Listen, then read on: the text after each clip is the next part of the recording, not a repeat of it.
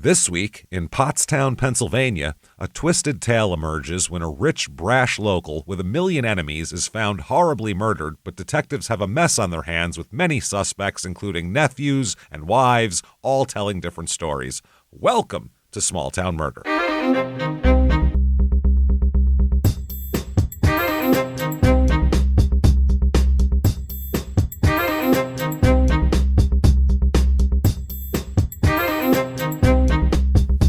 Hello, everybody, and welcome back to Small Town Murder. Yay! Oh, yay indeed, Jimmy. Yay indeed. My name is James Petrogallo. I'm here with my co-host. I'm Jimmy Wissman. Thank you, folks, so much for joining us today on another absolutely insane edition of Small Town Murder. It is a twisted mess. We don't have to tell you that. It's the same every week. A crazy story, just way different all the time. Do it one more again. Oof, this is some wild stuff we have. Before we get to that, though, you definitely want to head over to shutupandgivememurder.com. That is where you find everything, all your merchandise, and especially tickets for live shows. Still some tickets left for October the 18th in Seattle at the Moore. Get in there. Very few. So they just put out a low ticket alert or whatever. So get in there if you want to see us, because that's pretty much all there is live for the rest of the year. Everything else is pretty much sold out. Might be a couple left in Philly. I don't know. Did they sell out? Maybe might be sold out. I think it's done, yeah. There's also another show, the virtual live show, Thursday, October 30th, right before Halloween. Come hang out with us. Oh, boy. We are very excited for this. It's just like a regular live show. You can watch it anywhere in the world. All you need is to have internet, and you can be at a live show. We're going to have the pictures and all the story, everything that we normally have at a live show. But, of course, we'll wear costumes and look like idiots because it's Halloween. We can't wait to do that. And it's available for 2 weeks after the show, too. So you can get it and you can watch it 100 times. If you can't watch it the night it comes out, you can watch it the next day or whenever you feel like it. Get in there and do that. Shutupandgivememurder.com. Also, listen to our other two shows. Crime in Sports, which is really, really hilarious. We're doing a long one on Billy Martin at this moment in time, a multi-parter. And then check out Your Stupid Opinions if you want to hear the funniest reviews on the internet and us make fun of them. So that's a good time. Check that out. Then get yourself Patreon. You need that. Patreon.com/CrimeInSports. That's where you get all of the bonus material. Anybody $5 a month or above, you're going to get so much. You're going to get, first of all, hundreds of back episodes of bonus stuff you've never heard before. Then, that's immediately upon subscription. Then you get new ones every other week. One Crime in Sports, one Small Town Murder, and you get it all, everybody. Yes, sir. This week, what we're going to do here, for Crime in Sports, we are going to talk about those old MTV rock and jock specials, where you get to see like a 5'3" R&B singer line up against Shaq in down in the paint. That's fun. Yeah. It's a good Boys time. to Men against the starting lineup of the Hornets. That's good. No, I like to see Gary Payton guarding the lead singer from Belle Biv DeVoe. That's what we need to see out there. So we'll talk about that. Then for Small Town Murder, we are going to talk about Unknown Number, the documentary where the mother, I can't even imagine why, does some crazy shit to her daughter. We'll talk all about that. I got theories why. We got a lot of theories. We'll get all into that. Patreon.com/CrimeInSports is where you get all that. But wait, there's more. There's more. You also get every show we do, Crime in Sports, Your Stupid Opinions, and Small Town Murder, all ad-free with your Patreon subscription. And you get a shout-out at the end of the show as well. So it's all we can do. We're leaving it all on the table for you. Get a better deal elsewhere. You can't. It's impossible. That said, disclaimer time. Here we go. This is a comedy show. We're comedians. We're going to make jokes. People are also going to die. You go, how does that work? Very easily. We don't make fun of the victims. Or the victims' families. Why, James? Because we're assholes, but we're not scumbags. See how that works? It's real simple. There's plenty to make fun of. We make fun of small towns because we're all from somewhere that can be made fun of. Who cares? That's easy. We make fun of a bumbling police force, lets a murderer go free, and he kills 5 more people. We'll make fun of them for that. And we make fun of murderers because why not? What else do we have to do? We can't put them in jail or do anything. All we can do is make fun of them. We're comedians. So we'll do that. Either way, that's how we do it. And if that sounds good to you, you're going to hear a wild story. If you think true crime and comedy should never, ever go together, we might not be for you, but we might be for you. So give it a shot. Either way, no complaining later. I think it's time, everybody, to sit back, clear the lungs. Here we go. And let's all shout. Shut up and give me murder. Let's do this, everybody. Let's go on a trip, shall we? Mm-hmm. We are going to Pennsylvania this week. We're going. Yeah, I've heard of this. You've heard of Pennsylvania? A Pottstown? Yeah, I've heard of Pennsylvania. Yeah. Pray tell of Pennsylvania. I've heard tell, yeah. Pottstown, Pennsylvania. Yeah, it's been in little things here and there in pop culture. It's got some mentions also. It comes up now and then, mainly as like a husk of an old steel town. Okay. Pottstown is like one of those places where they go, you don't want to end up like Pottstown. Yeah. Was there a song about Pottstown? Yes, we'll get into that. It's in here. Don't worry about it. Absolutely. All right. We think we're going to miss songs. Pottstown, Pennsylvania is in eastern Pennsylvania. It's west of Philadelphia, about an hour outside, kind of northwest of Philly. It's about an hour and a half to Harrisburg, which is the other direction, the capital of Pennsylvania, and then 55 minutes to Chester, Pennsylvania, our last episode there, the angriest serial killer around. That guy was wild, yeah. This is in Montgomery County, area code 610 and 484. Can't hold this town. Can't hold it down with just with just one area code. Give us one. Little bit of history here. Iron and steel production that was happening attracted the Potts family, who were iron masters. Oh. Yes, they established a whole town. That's right. They established a forge and built a big-ass house just west of the creek. And John Potts, he founded the town in 1761 on part of the 995 acres that he owned. That's a shitload of land. Good for him. Wow. It is home of the nation's oldest mill, the Pottstown Roller Mill. Yeah. Which is right next to the Pottstown roller rink, which is very popular. Yeah. So it incorporated under the name Pottstown in 1815, becoming the second borough in Pennsylvania after Norristown. I don't know the difference between towns and boroughs and all. Every state has a different definition of how they do that, so won't even get into that. The railroad came in 1838. They made an extension of it, and that way they'd have their finished goods. They could get off on the rails. Yeah. Once that happened, the population grew and the metal production grew, and steel from this borough was used in the Panama Canal and the Golden Gate Bridge. Oh, that's great. So that's all there. And then the steel industry in America kind of fell apart. And like a lot of Midwestern towns, especially Pennsylvania, basically listen to Allentown from Billy Joel. That's same shit. They're talking about a coal, but it's the same thing. It's the exact same thing. So the jobs went away. People started to deteriorate. Not the people, the town. I'm sure the people too. People too. If you got no job, you got no food. Yeah. Now, famous people from here. Daryl Hall from Hall & Oates is from here. There it is. There you go. That's why. And their album Abandoned Luncheonette from 1973 features a photo of the Rosedale Diner, which is in Pottstown, which his parents used to take him to when he was a kid. So that's become like a tourist attraction now because of that album. Okay, that's great. And he made songs that mentioned Pottstown and stuff like that. Okay. Yeah. Here's some reviews of this town, and they vary. Let's just say that. Here we go. Here's 5 stars. I think Pottstown is a very decent area to live in. Very decent. Very decent. Very mid. Very middle of the road.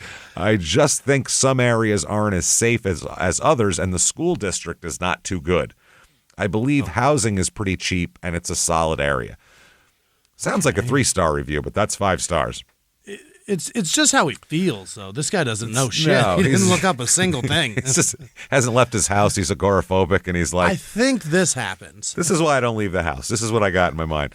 So here's my solid opinion on that, based on that appreciation. Decent. Yeah. 1 star. The town is horrible. New Jersey is so much better, and Brad is from here. Everything about this town is bad, and it sucks. Big fan of Brad. I think this is Brad's friend breaking his balls on Nitch is what that is. 1 star, Pottstown is an area about an hour outside of Philadelphia that I want to get out of. Oh. That's great. It saddens me as I walk to the park or to church and see all the broken down houses, people on the streets without work. I moved to San Diego.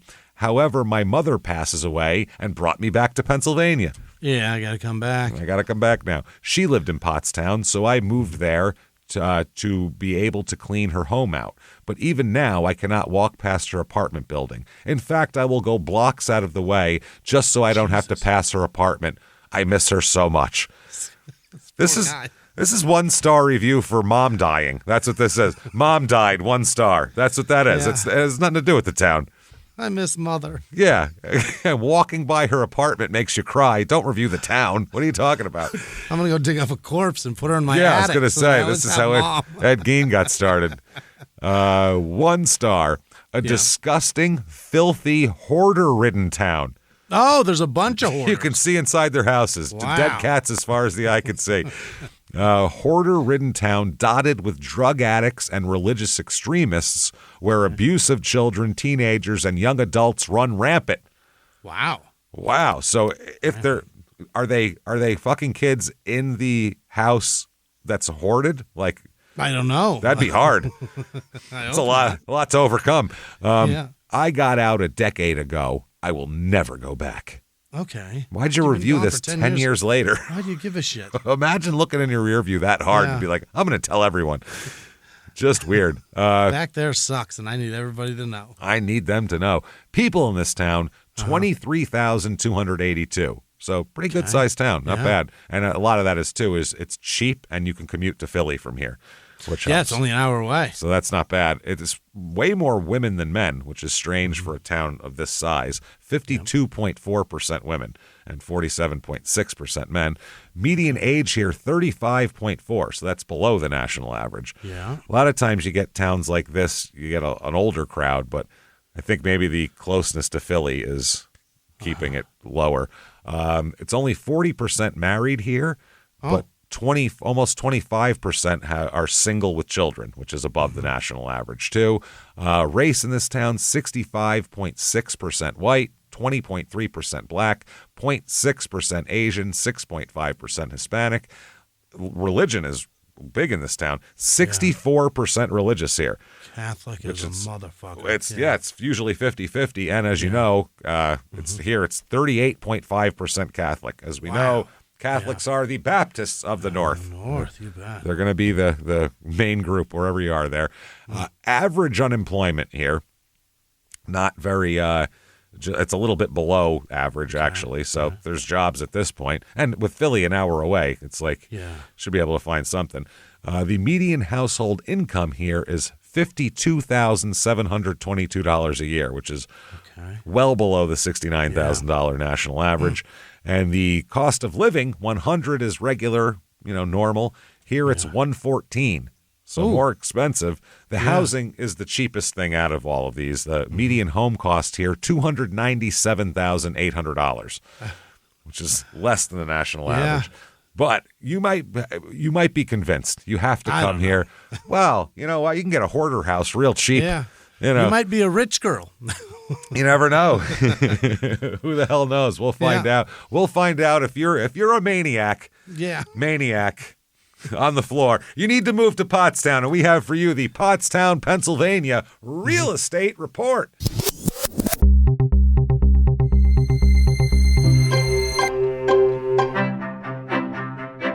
Okay, your average 2-bedroom rental here goes for $1,240, which is around the national average. Sure. The first house we have here, it's not even a house, it's a strip of land. It's basically somebody's side yard. I'm going to show this to you exactly what you get. How much room is that? You see this picture? The house here, house here. That's the land you see get? the grass behind the telephone common pole? area?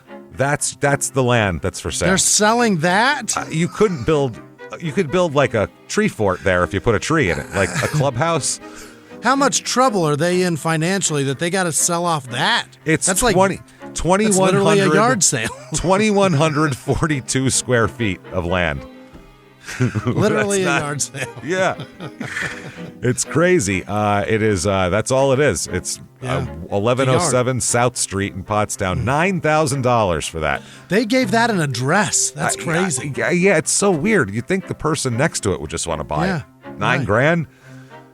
Just mortgage it off, pay $8 a month, and just pay. Who cares? Move along. Yeah, that way you have a bigger yard now. Yeah. Next up here, 2-bedroom, 1-bath, 1,127 square feet, but it's a cute little house. I'll show you here. It's got the brick Nice little brick with the siding up top. I love that nice tree out front. That's nice. Oh, yeah. Good. No, very nice trees out there. Landscaping's nice here. It's built in 1938. This house is $259,900. Okay. Just had a $5,000 reduction as well. Look at this. The other one too, the land had a $1,000 reduction. It was $10,000. Now it's $9,000. You can get it for $2,000. Let's be realistic here, probably. This place is on sale. The whole town. You go in there with $2,000 cash and plunk it down. They're going to give you that strip of land, and then just use it to party and just fuck that neighborhood up. Just party. Then finally, here we have a 3-bedroom, 6-bathroom. 3,334 or 44 square foot house. It's really kind of a cool house if you see. I don't like the metal roof so much, but the rest of the house is cool. You know, that roof has grown on me. I fucking love those now. It's not that bad. Look at the kitchen. The kitchen's real cool with the cabinets. Big old island. It's nice. Those things don't leak, man. There's nowhere for water to get through. No, that's cool. I awesome. just don't want to hear it. Yeah, I suppose if you got enough room in the attic or some insulation up there, then big enough house. Yeah. This is built in 97. It's on 2 acres, $999,000. $1 million. And it just had a $51,000 price cut. Oh, it was over $1 million. Yep. It just happened like 3 days ago. It had this price cut. So if you want that house, knock yourself out. Things to do in this town. Here we go. Let's find out what there is to do. Not a lot, by the way. No. Not a lot in terms of organized things. There's stuff to do. It's just I found the Pottstown Go Forth 2025. Okay. Go forth, like the 4th of July, because it's the Independence Day. Yeah. Pottstown Community Celebration. And there's live music, tethered hot air balloon rides. Yeah. Which you might as well just go to the second story of a building at that point. What's the... Hey, you're tethered. What are we doing? I mean, that's the best way to do a hot air balloon ride, I think. I guess, but like, why bother? Keep that fucker anchored, but yeah, why not? Why... If all the balloons are in use too, they just have a ladder you can stand on top of. Find a construction crane operator. And there you go. Get throw a cherry him a picker. sawbuck. Yeah. Grand Pop Bubbles. Uh-huh. I don't know what that is. I don't know. Inflatables, face painting, food trucks, beer garden, vendors and artisans, and a rotary duck race as well. And there's going to be live music, which they don't say what that consists of, and of course, obviously, a fireworks show to round out the day. They say, "Heck yeah, Pottstown! Y'all made this one for the books. Free from lounging on the lawn to sky blast and fireworks. It all went down right here." Oh, and all of it was for free. That's all for free. You can go watch it. And then, if you're bored with that, you need to rock a bit. You need to rock. Well, tickets are on sale. I don't know if it's actually happening now or if it already happened, but get ready for a night of high-energy Van Halen classics and deep cuts.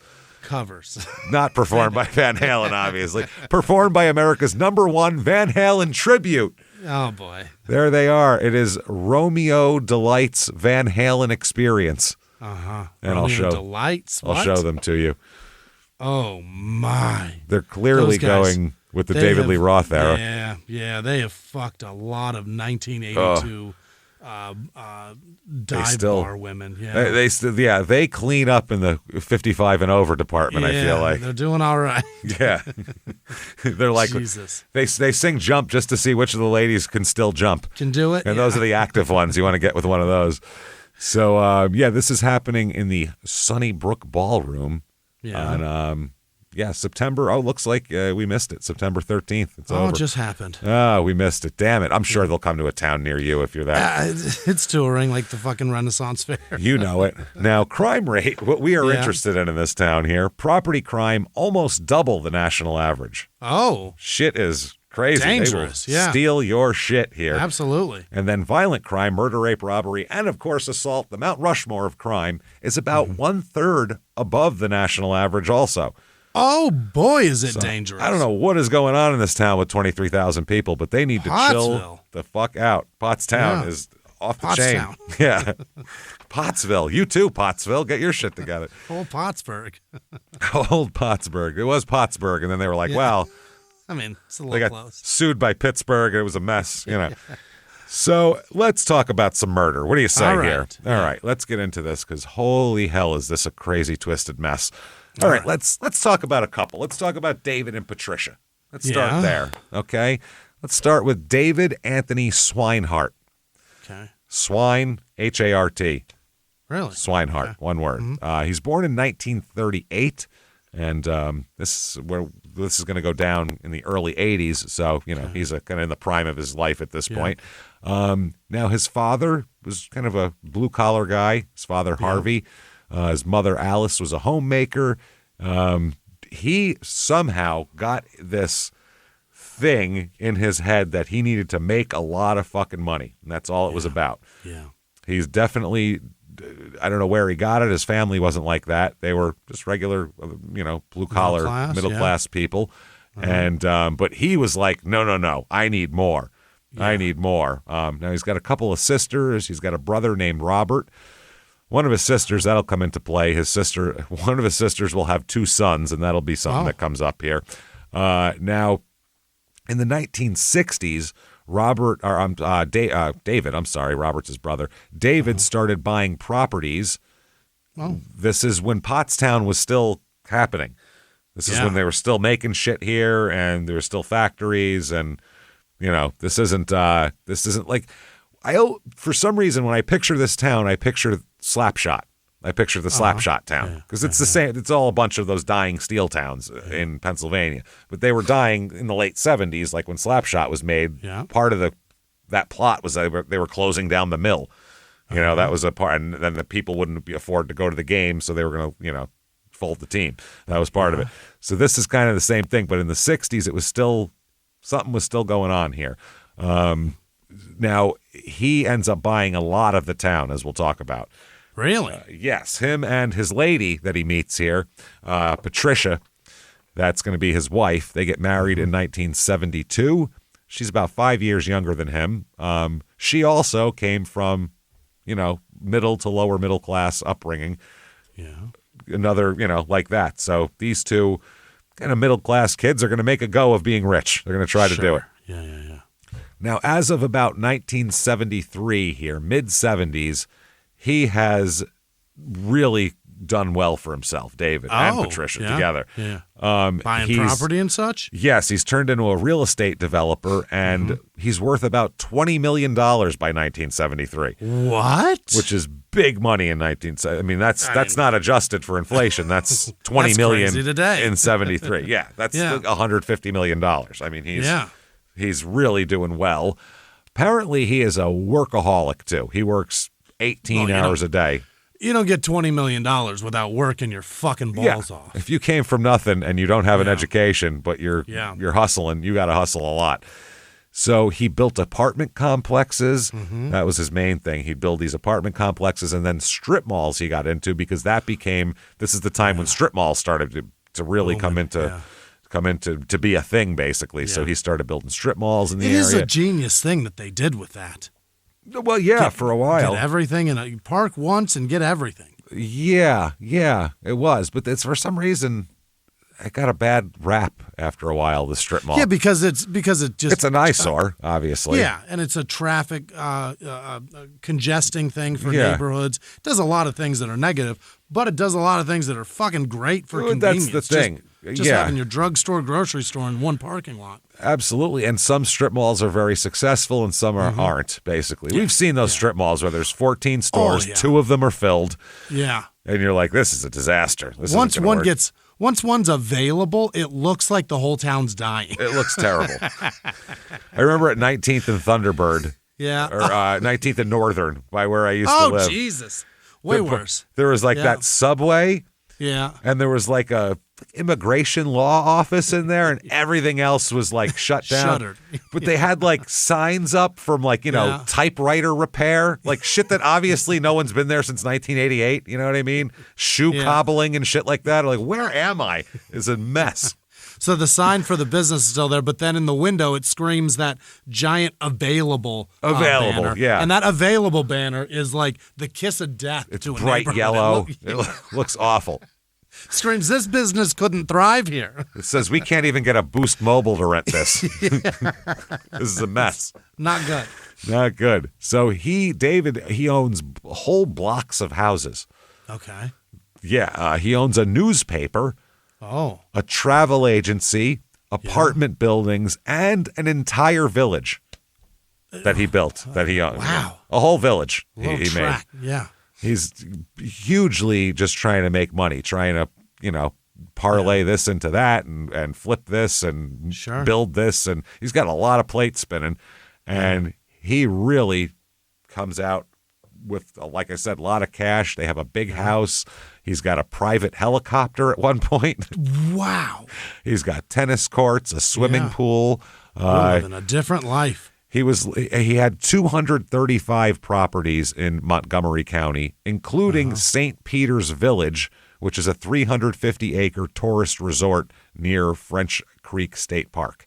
Yeah. So, he has got so much going on. Now, he's very well known around the area as well, not only because his name is on a million signs for when they're building shit or when shit's for sale or things like that, but he stands out. You can see the guy from space, for Christ's sake. Is he a big guy? He's a big, giant guy. He's 250 pounds. And wealthy. And very, the word I'm looking for, very conspicuous, let's just say. Yeah. In his appearance as a human, he dresses like a shit, too. He's real sloppy. Really? He'll have like his shirt all hanging out of the back, like Really? his front tucked in, the back hanging out. He's a mess, this guy. And that sticks out? That in addition to the fact that he drives this crazy Cadillac that we'll talk about that everybody knows. A homeless guy getting out of a Cadillac. Getting out of a crazy red Cadillac. It's more than that. We'll talk about it. But oh boy. He's got a big giant house. His wife Patricia, she's wearing fur coats to the grocery store. Oh Jesus! And this is in an area that starts to kind of crumble a little bit. And he's getting out of his Cadillac with all sorts of shit done to it. She's walking around pushing her cart with a fur coat on like an asshole. Yeah. So. They're two couples from Goodfellas after the heist. Combined into one. That's exactly what it is. Yeah. No shit. Yeah. It's my mother's name. Take it back. Take it back.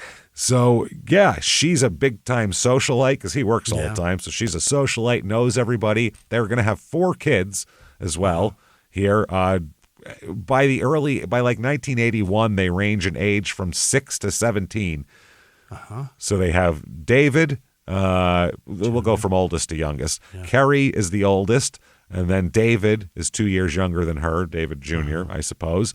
Then there is Christy, who is like 6 years younger than David, and then the youngest, who's 11 years younger than the oldest, is Michael, who's their youngest. So all these kids they have. Kerry, David, Christy, and Michael? Kerry, David, Michael, Christy, yeah. Okay. Mm-hmm. And, they have the kids look great and they're dressed nice and they have social standing and they have huge, she hosts, throws big elaborate dinner parties. They're really into the society of the area too. They want to be the cool people. Obviously. Yeah, sure. They all of the exclusive people, all the politicians and lawyers and all that. That's who they hang out with. They vacation in Europe every year. Yeah. You know how it goes. You know the lifestyle, Jimmy. I'm familiar. We live it all the time, Just got back from Paris a couple days ago, Left my Cadillac with the bullhorns on the front at the airport. I keep my boss hog in my driveway so everybody notices it. You know what I mean? Now, David, like I said, 18-hour days, works on the weekends, does everything. Family dinner, phone rings, it's a business call. He's not coming back to dinner. He's involved in that. Yeah. So he's always kind of on call. And he has to be for this. And he loves it. He's a workaholic. He's into this. Yeah. Now, he's really just an eccentric guy, though. One employee described him as a, quote, comical dresser. Comical. He's comical. Funny. Not just a slob, but hilarious. Big shoes. He said, almost. He often wore ill-fitting pants with his shirt tail hanging out. And he carried around a seltzer bottle to squirt people with. What are we talking about?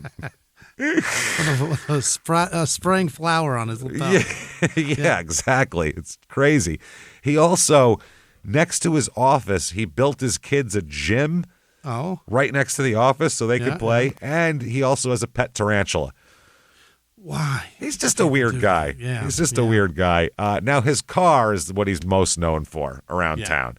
It is known as, quote, the Pimp Mobile. Okay. That's what everyone in town calls it. Late 70s, early 80s, the Pimp Mobile. Okay. One of the cops in town said the Pimp Mobile. That's what we all called it. Yeah. That's it. Do we know what it is? The cop said it's a Cadillac, a red and white Cadillac, and I'll let the cop describe it. Oh, okay. boy. Quote, he put on these oversized headlights and one of those Rolls-Royce grills, like Chong and Up in Smoke on his VW Bug. He put a different front end on the car? He's crazy, this guy. The cop goes on, this guy had money. Nobody could ever figure out why he wanted a car like that. Yeah. He looks like a crazy person, but that's what he wants. Why not buy a Rolls-Royce if you're that into a Rolls-Royce? Just get one. You have the money. You could do it. He was also known for throwing money around. Mm-hmm. That's the other thing. Everybody called him a high roller, and he would take people from his office. They'd go for, quote, work trips to Las Vegas and Atlantic City, and he would pay for everybody's everything. There'd be a $500 tab. He'd pick that up, no problem. Yeah. Other times they'd be in a bar. He'll just buy a round of drinks for everyone in the bar. Okay. One employee remembered a night where David had friends he was entertaining in a restaurant. He invited everybody. This was the Inn at St. Peter's, which is the place that he owns that near there.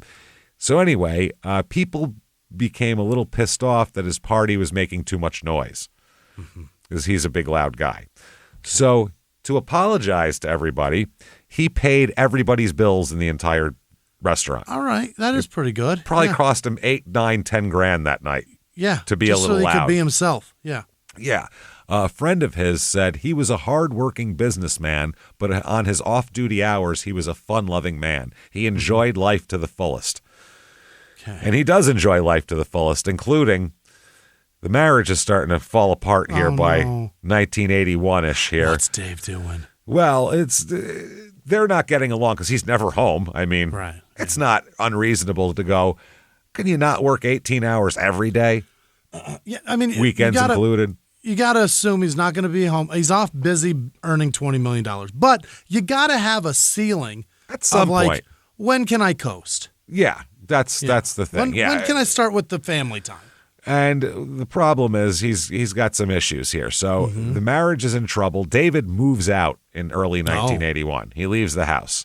Later on, somebody said there were allegations of infidelity and rumors flying around for a while. Dang. And somebody who knows the whole thing said, quote, David went to live with his girlfriend, leaving his wife at home with the children. Oh, he just found a younger woman.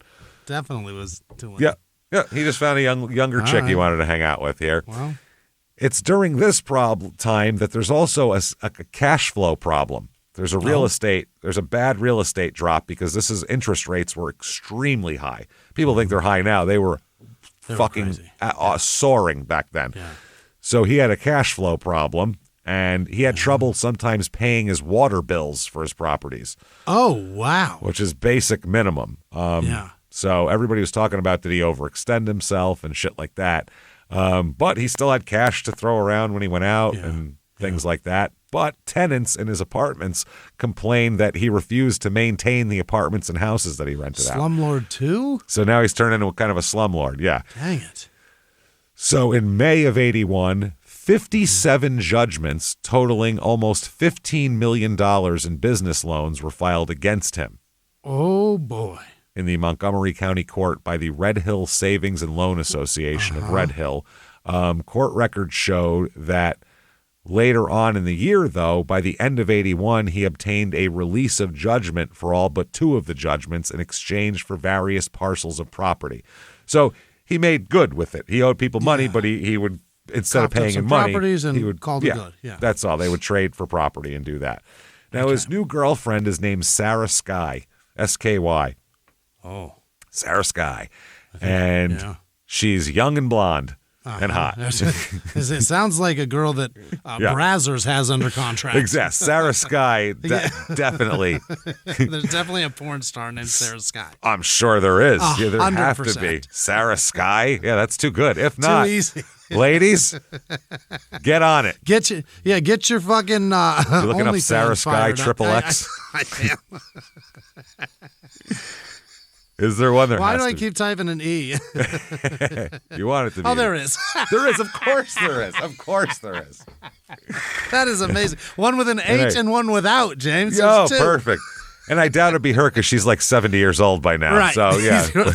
This girl's probably, well, she might be too. We don't know. Oh, no. Porn doesn't Yeah. make any fucking money today. Yeah, who knows? So, yeah, she's, 10 years younger than Patty, Yeah. so maybe 15 years younger than him. Yeah. And Patricia. So, he's not even trying to hide the affair by 81. Yeah. He's not even he had moved out of the house. He moved in with Sarah. Yeah. And what he would do is, though, every night he would drive to the house on Maugers Mill Road. That's his house, the family home. He would drive there to have dinner with Patricia and the kids, Okay. help with homework, Yeah. tuck the little kids into bed, and then see you later, back to Sarah's house. Head on back home to Sarah. Heading on back home. Yep. All right. So that's how this is going. And this went on for months and months and months, which is interesting. Patricia said he would often stop home to change his clothes and maybe take a shower before going out for the night. Yeah. He'd He'd clean for her. He'd leave reeking a Paco Rabanne, Yeah. just fucking, CK1 pouring off of him as he walked out the door, going out to party that night, which is interesting. So Patricia, by this time, by the summer of 81, it's a big house, and she needs help around this house. Sure. She's got 4 kids and doing all this shit, and she needs some help around the house. So she calls upon a nephew for help. David's nephew. Oh. He's gone, but you can help me. David's nephew is Thomas Scott DeBlase. Deblase. DeBlase, whatever. DeBlase. Thomas. He's born November 7th, 1958, so 20 years younger than David. At this point, he's 23 years old. He was the Pottstown High School star quarterback in high school. Yeah. Oh, yeah. He's, 6 feet tall and muscular. Sure. Didn't do anything with that, though. He's the kind of just the atypical, small town High school, quarterback who Failure. didn't go anywhere, and then he's working construction 2 years later. That's what he is. So that's what he does. He works construction. His mother is David's sister. Now, he shares kind of the same features as David as well, dark hair and kind of things like that. But he's like a young, trim, muscular, attractive version rather than the 20 years later shirt tail hanging out of the back of your pants, 250-pound sloppy drunk version. So, but he has no business acumen or motivation or, any kind of anything like that. He has no... But he's a good hand. He can operate a shovel real good. He can do that, exactly. Yeah. He worked construction, like we said, didn't go to college, no prospects, just swinging hammers, and he drinks down at the High Point Tavern or High Point Saloon or whatever it's called down on Main Street. That's it. Now, at family gatherings, he said that he started to notice Aunt Patricia was giving him looks, looking him up and down and all that. Then she started calling him to the house for help, and he came right over. And then she started confiding in him about old Uncle David's affairs. Yeah. Crying on his shoulder, and he, of course, comforted her and all that. Now, he has an older brother as well named Jeffrey Todd DeBlase. He's like a year and a half older. Now, so there's these two are the 2 nephews of David. Now, in 1981, by the summer of 81, he thinks Patricia's, quote, cheating, which is hilarious because he's living with a chick. Cheating on He's who? living with a woman. Yeah. That's wild. So he thinks a divorce is going to be coming up soon, David. So he needed proof that Patricia was cheating. Yeah. So he bugged the house. What? He put in these tape recording systems that record every call that comes in the house and all that. He puts this elaborate shit. You have to be rich to do this back in 1981 here. And Patricia talks on the phone all the time, so David installed a line-activated tape recorder, which, by the way, is very illegal in Pennsylvania. Illegal, yeah. But not really if it's your own house. That's the problem. Oh, okay. If it's your own house. So he's got a little loophole, yeah. Yeah, it's kind of hard to do that. But David didn't give a shit if it was legal or not. He wanted to get proof that his wife was cheating, so when they got divorced, he didn't have to give her anything. Yeah. So he ends up getting on tape all sorts of late-night phone calls between Patricia and nephew Thomas. Oh, Jesus. Not only is she fucking someone else. Oh, yeah. It's his nephew. Jesus. His way younger nephew. Yeah. And they're sitting there. It's real romantic shit and, you know, explicit plans for what they're going to do next time they see each other and how they're going to fuck. And oh, boy. Oh, yeah. It's graphic shit. For sure. That is creepy. Not very good going on here. And in divorce court, not going to look great for her. No. Mainly because he's a family member. That's the main thing that looks bad. That's the biggest problem. Yeah. Yeah. I mean, it's one thing cheating because she her can go, family, well, he's cheating too. Yeah. Yeah. It's not necessarily. It's not going to create a genetic issue, but it's going to create some fucking problems around the table. Uncomfortable Thanksgiving, I'll tell you that fucking much. Yeah. It's going to be real weird come Thanksgiving. Easter and Christmas. It's going to be real weird. Holy shit. So Joan Rayner is a friend of David's and said because the divorce was going to be so costly for him, David required leverage. So October 1981, Patricia files for divorce. Okay. And she's got a good lawyer and she wants a lot. She says, I want half of everything. Yeah. Also the house, alimony, child support. She's entitled to it. She said she wanted to maintain the lifestyle that his money had provided for them. And he's got 4 kids he's got to support there. So, she's right. Then she files all that and then they file a thing back saying, well, he's got no money. So he's broke. He's actually in fuckloads of debt, is what he is. So you can have half of that. You can have half of nothing, is what you can have, is what they basically tell her. You can have half of worse than nothing. You can have half these bills. They said the recession killed the property values, the recession of the late 70s and really up till about 1985. And then it was good for about 2 years and then another recession. So there was that and the interest rates, everything else had turned him into shit. It turned his portfolio into shit. The banks are circling like vultures. Yeah. It's not good. They said that he had informed her and her attorneys that he was insolvent and he was receiving a $500 weekly stipend from Red Hill Savings and Loan, to which he owed about $13 million to them. And growing. And growing, yeah. The only asset he had is his life insurance, which is $523,000. Okay. So he's got that. They would pay out if he dies, but other than that, you're stuck, yeah. You're getting nothing. Yeah, you're really not getting shit. He's literally broke.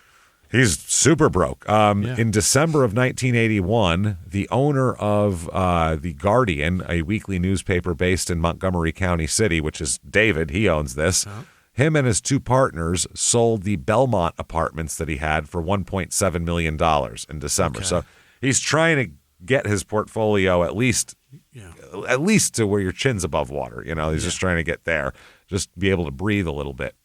Now, January 15th, 1982, this is all going on. By the way, during all of this, all of the I want half of everything and I want the house and him saying I'm broke, he's still coming over every night. Really? Still coming over to eat dinner with the kids, still doing all that kind of shit. I guess you got to, for the kids, keep that shit under your hat until I'd like to talk to a psychiatrist or psychologist about that because I'm not sure if that's good or if that just prolongs this and makes it weirder. I'm not positive. I can't believe it's possible for them. No, it's been going on for like a year though. That's a long. I could see for a month, but a year is crazy. So this night, January 15th, he showed up for dinner. It's the usual family dinner at the house, 284 Maugers Mill Road. The kids are jacked. Mom, Dad's here. It's great. The kid said too, Mom seemed in a decent mood tonight. It was they were actually, everybody was conversing nice. And Okay, yeah. there was not that weird tension that's been there a lot of the time. They both were happy about the upcoming court date. This is going to be great. David helped his youngest daughter with her spelling homework. Hung out with his teenage son, talked some basketball, told Patricia the pot roast was delicious. Mm-hmm. Everything was great. Now, by 8 p.m., the younger children are in bed. The teenagers are in their rooms, obviously. What is it, 82? With giant headphones on, listening to REO Speedwagon, I assume. Probably. That's all I can think. They're doing that. Patricia walks David to the door and says, drive safe. Yeah. He walks out. His red Cadillac there, the Pimp Mobile. Right out front. Pimp Mobile is parked in the driveway. Usually he would park in the garage, but he wasn't parked in the garage tonight. So he was parked out front.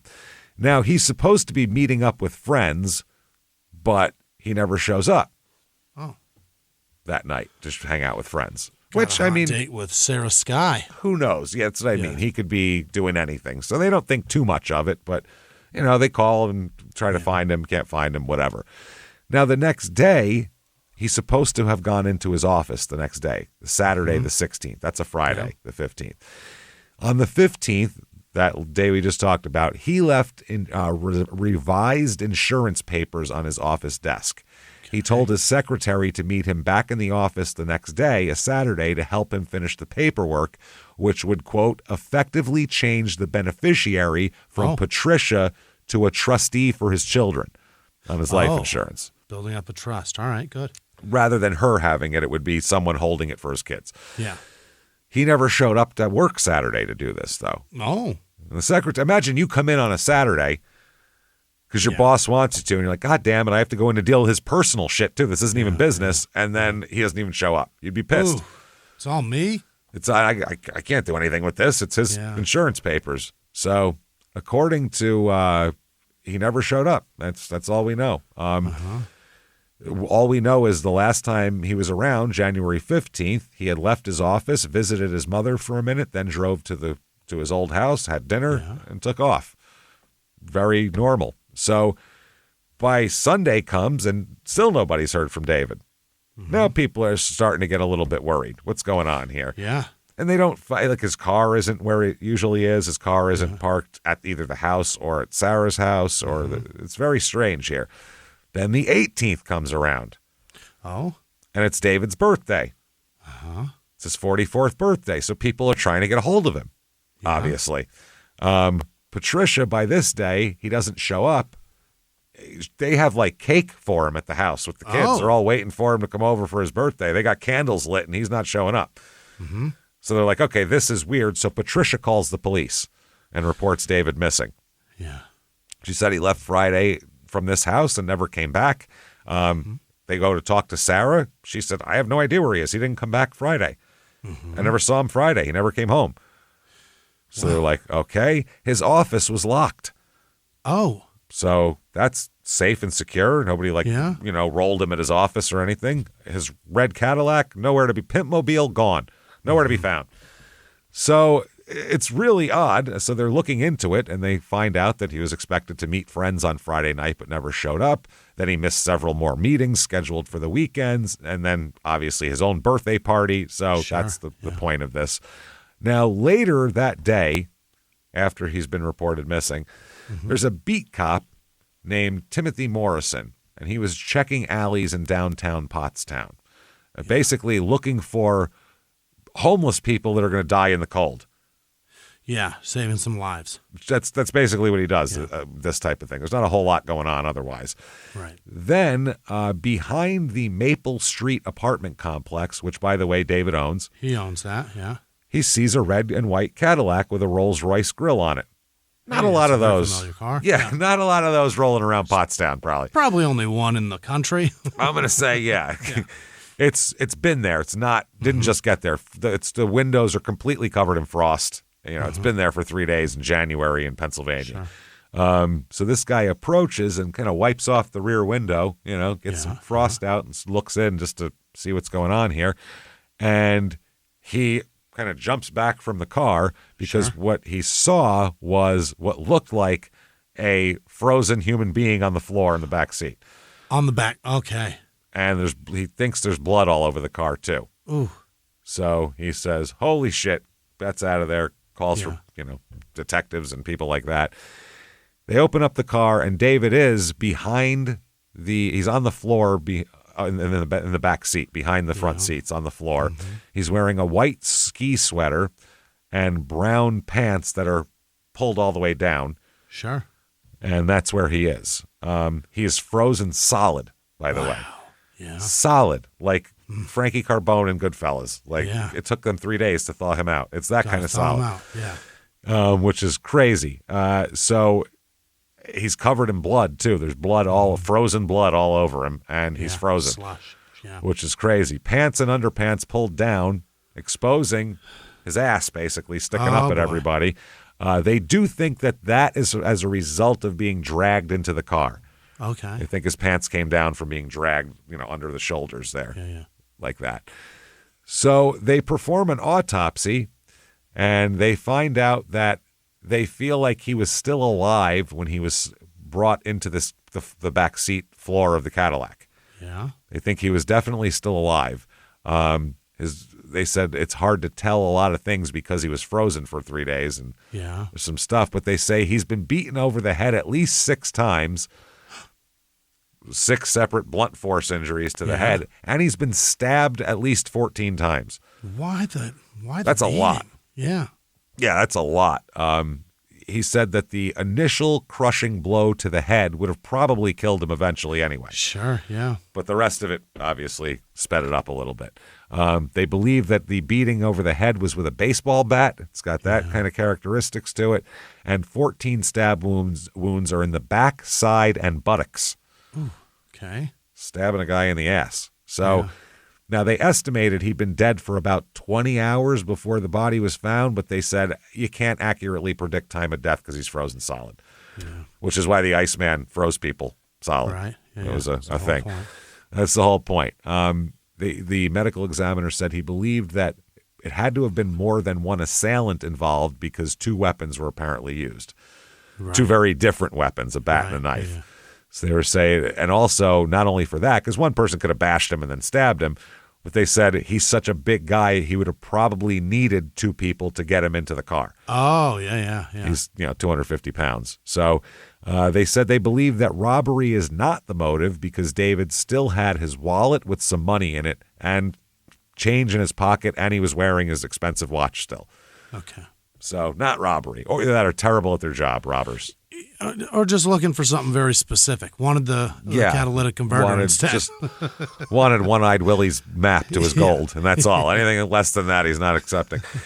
So the evidence in the car, there's blood all over the vehicle, not just in the back seat. It's everywhere. Yeah. So that's interesting to try to piece that together. There's multiple blood types present as well. Oh. So it's not just all from him. Yeah. There's fabric fibers that don't match David's clothing, so from the assailant or assailants, and snow and dirt is in the car inconsistent with the alley it's located in, meaning it was driven from somewhere else. Yeah. That was like snow and dirt that were on his shoes and on David. Right. Elsewhere. Yeah. Elsewhere. So he was drug into the car somewhere else, driven here, they're thinking. Mm-hmm. Now, remember, it's 1982, no DNA testing. Sure. No, the forensics are minor. Now there's touch DNA. Right. This is like who even knew? That's what I mean. If this was then, like, let's say this was 25 years ago, Brian Kohberger, they wouldn't even have talked to him probably. Right. Well, they might have because his car was driving around a lot, but they wouldn't have had anything to arrest him on. And the cell phone stuff would be weird, but that's all that they would be able to. That's not enough to arrest a guy for murder. No. Fuck no. Right. Yeah. So that's what I mean. That touch DNA, that is brand fucking new. It's amazing. 10-year-old technology. We don't even care about your fingerprint at this point. Oh, who cares? Yeah, screw your fingerprint. I don't care. Back then, all they had was fingerprints and blood types. That's it. And they have no fingerprints, so they think whoever did this wore gloves, which would make sense, too, because it was January at night. So everybody's wearing gloves pretty much. Yeah. Now, they go into the investigation of who the fuck could have done this. And the first thing they think is, does he have any enemies? Good Do you question. think a fucking ruthless guy with real $20 estate million? developer who owns a newspaper has no Yeah. enemies? I don't Some think people so. hate him. Yeah. He's got a shitload of enemies. Yeah. It's like Omar said in The Wire when his boy got killed. He said his enemies got enemies. That's where we're at with David. Yeah. Mo money, mo problems. And you got 20 million in the 70s? You probably got 20 million enemies. And you owe people money now, and you have how many tenants that someone might have a hot water heater you didn't fix on time? There is a million reasons for murder. People have moved out and still hate him. Oh, yeah. So an investigator said, quote, enemies, we could fill City Hall with people who hated David Swinehart. There you go. That's not good. That's bad. They said, shit, they were even, they said they were interested in a couple of particular enemies of his that had, tenants and people like that, people that did business deals with him that didn't work out, that had threatened him and shit like that. Yeah. So that's a bad place to start. Half the town hates him. Okay, that's not good. Then they also have to suspect Patricia, too, because she's got the financial motive, because she's not getting a goddamn thing. And now, if he's dead, she gets $523,000. So absolutely, a little bit different. This is an investigator. They talked to Patricia right away, and she told an investigator, quote, he told me divorce was inevitable. He didn't love me, and I didn't love him. But we would handle it like adults. Okay. She was saying, look, we knew we were getting divorced, but we decided to not be dicks and not fuck the kids up about it. Yeah. So these are all within a few days. She has 3 different police statements here. She professed complete ignorance when asked about the crime. I have no idea who killed him. She said, I quote, I can't imagine anyone doing anything like that. Right. And at some point, she asked the interrogators, what happened? Can you tell me what happened? I don't even know what happened. She said, what were his injuries and things like that? She's asking the right questions. Those are all the right questions to ask. Mm-hmm. Absolutely. But January 20th now, this is, less than 48 hours after his body's found, they also want to execute a search warrant. And they don't say it's to try to pin Patricia up, but it's also just to see if there's anything they can glean from his professional papers or anything like that. Mm-hmm. So they do a search warrant at the house that Patricia's living in now. And what they find is not so much in the house, it is outside the house. Well, they do end up finding blood in the bathroom of the home. Okay. But that is very tricky. I Every challenge bathroom in America. Yeah. I challenge anybody to go over your bathroom with a DNA crime scene crew and not find your blood in there. Your blood is in your bathroom. That's crazy. Yeah. Your blood is in your bathroom. Everybody's is. You've cut yourself. If I changed a razor, it's a bloodbath in there. Yeah, dude. It's. We've all done it. It's bad. So that's kind of, they don't really know much about that, but they find blood outside the house next to the garage in the snow. Okay. They find bloody snow out there. How much? Really pops the red on the white. You know what I mean? And it's type O blood, which is David's blood type. Okay. So we know that, but we can't find no DNA yet, obviously. And 45% of the population is O positive. So could be anybody, really. Yeah. But still, they find blood next to the garage. That's something to go on. Now, they asked Patricia about, she said, no, I don't know anything. She said, who would do this to David? He had no enemies, which we know isn't true. Yeah. She said that they said, well, what about there's blood, all this blood? And she said, oh, yeah, David cut himself when he was fixing the garage door last week. Oh. That's where blood came from. That's where those drops came from. And then they said, well, you hadn't seen him for a weekend. What happened there? And she said, well, I assumed he was with his girlfriend. Oh. And she said, we were working things out for the children. And she didn't mean working them out like get back together, but they were working out the whole situation. Yeah, keeping it civil for the kids. That's all. Now, there's a funeral, obviously. It's at the St. James United Church of Christ. Hundreds of people are there. Everybody knows this guy. Yeah. Huge, giant thing. It's all the elite business people and the politicians and everything like that. They're all there, lawyers. You're that rich in that small town with that many real estate deals. You know every lawyer in town. Absolutely. All those people. Patricia stood at the casket, dressed in all black, with the children beside her, greeting everybody and taking condolences from everybody like that.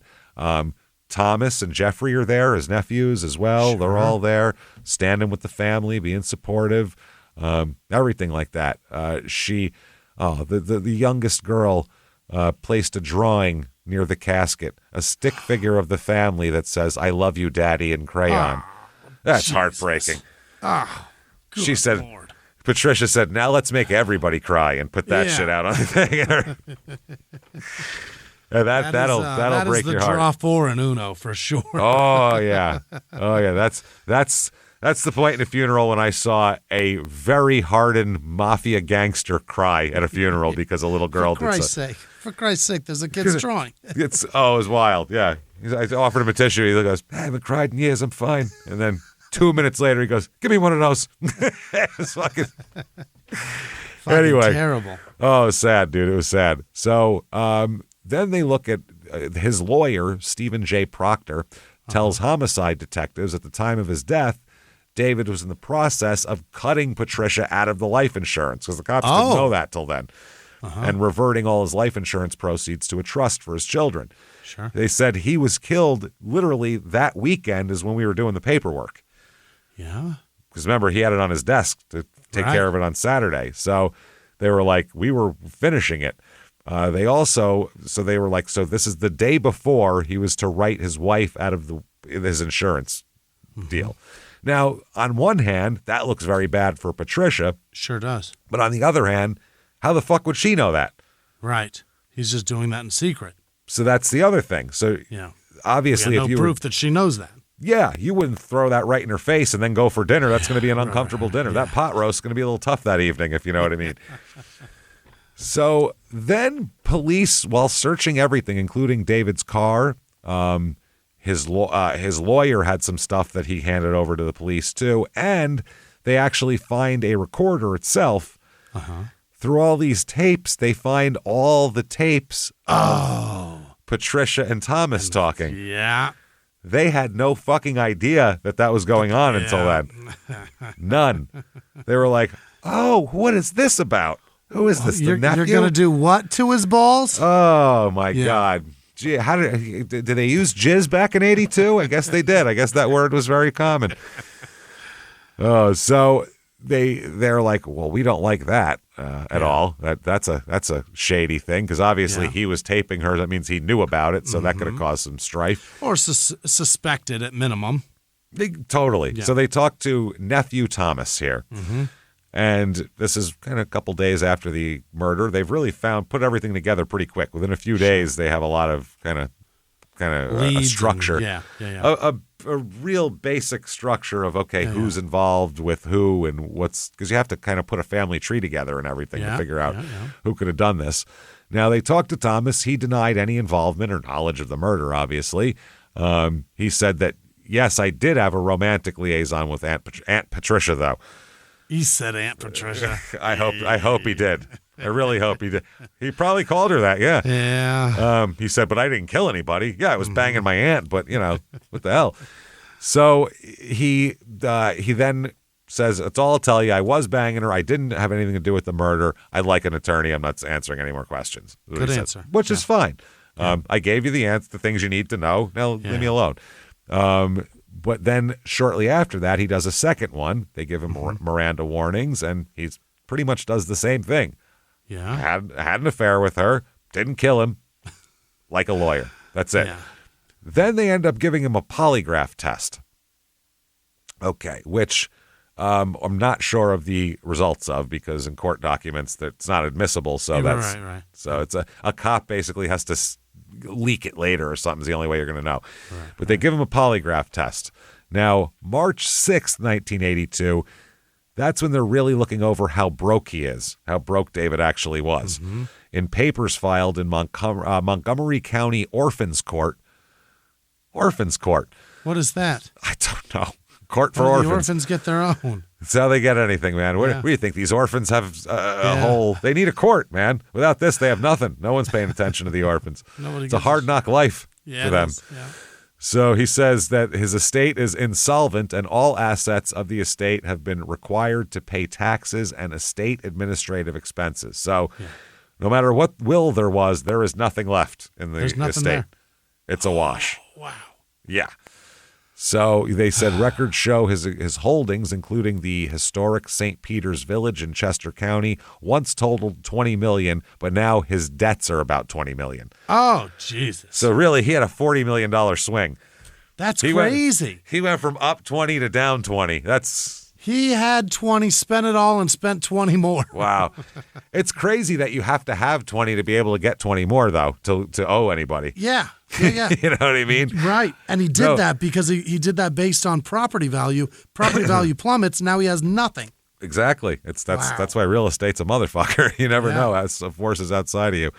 So the will that he had, dated August 24th, 1981, called for nearly all of the estate to go into trusts for the 4 children. He left his wife an amount exactly equal to the amount of my estate to which she would have been entitled to if I made no provision for her, quote unquote. Yeah. Under state law, a widow not provided for in a will may claim 1/3 of the estate.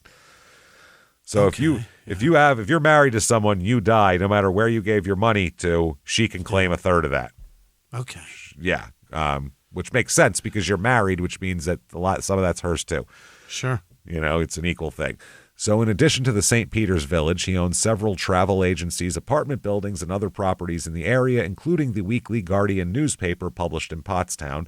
35 of his other properties were auctioned off earlier in the year here to satisfy $12 million in debts to the Red Hill Savings and Loan. Mm-hmm. So they're trying to square his account, basically. Now, April 1982, few months later, remember he has a brother, Robert? Yes. David does. It's his younger brother, Robert. What a weird guy. What a strange family. David is this crazy, eccentric, pimp-mobile driving real estate mogul. His brother's a big game hunter. Oh, is that right?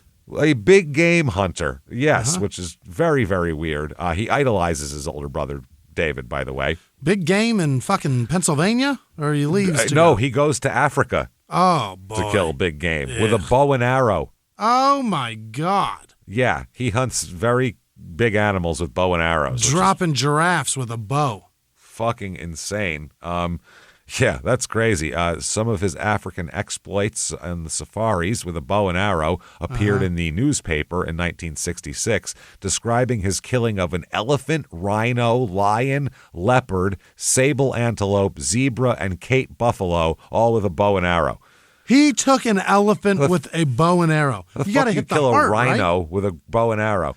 Yeah, their skin alone should break that shit. I don't even know. I don't even know how you would do that. But that's a lot of bows. Or why you'd want to be honest with you. I don't know. But people are crazy. And back then there wasn't an animal rights movement really in the 60s. You almost got to blot out the sun with the arrows to take down a fucking elephant, right? No, it has to be like a whole volley of them from over the hill. Them. Yeah.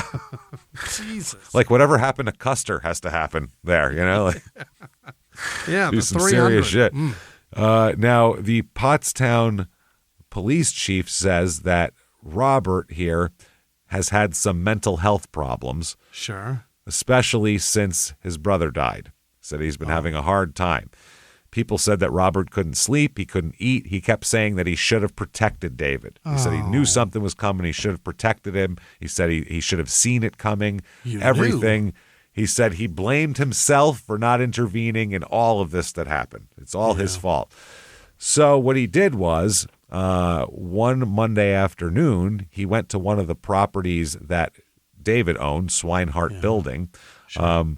I guess Robert had been admitted to the Philadelphia Veterans Hospital with his mother's assistance about the time that David was murdered, a little bit afterwards. He was home on his first furlough and was supposed to return to the hospital Monday evening.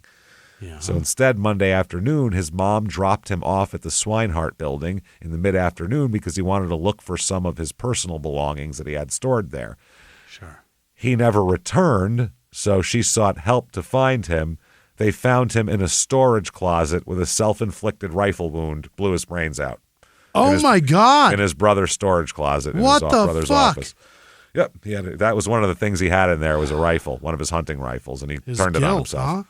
And he left a suicide note that says simply, quote, "Can't live with the guilt." Oh, Jesus. Okay. Feels terrible he didn't protect him. Yep, and it's his younger brother. It's not even his older brother. So that's crazy. It's around this time that Thomas, the nephew Thomas, we'll call him, receives a target letter, which target letter summons him before the grand jury and advises him of his right to counsel. Mm-hmm. He appears before an investigating grand jury represented by counsel. So this is basically an inquiry. When they can't figure out what's going on, they'll do a grand jury inquiry because you're under oath in front of the grand jury. Okay. So that's what it is. If you're in an interrogation room, you're not under oath. You can lie all you want. It's not illegal. That's fine. But when they get you on the stand in a grand jury, now it's illegal to lie to them. Mm-hmm. You hurt the cops' feelings. That's another Wire thing.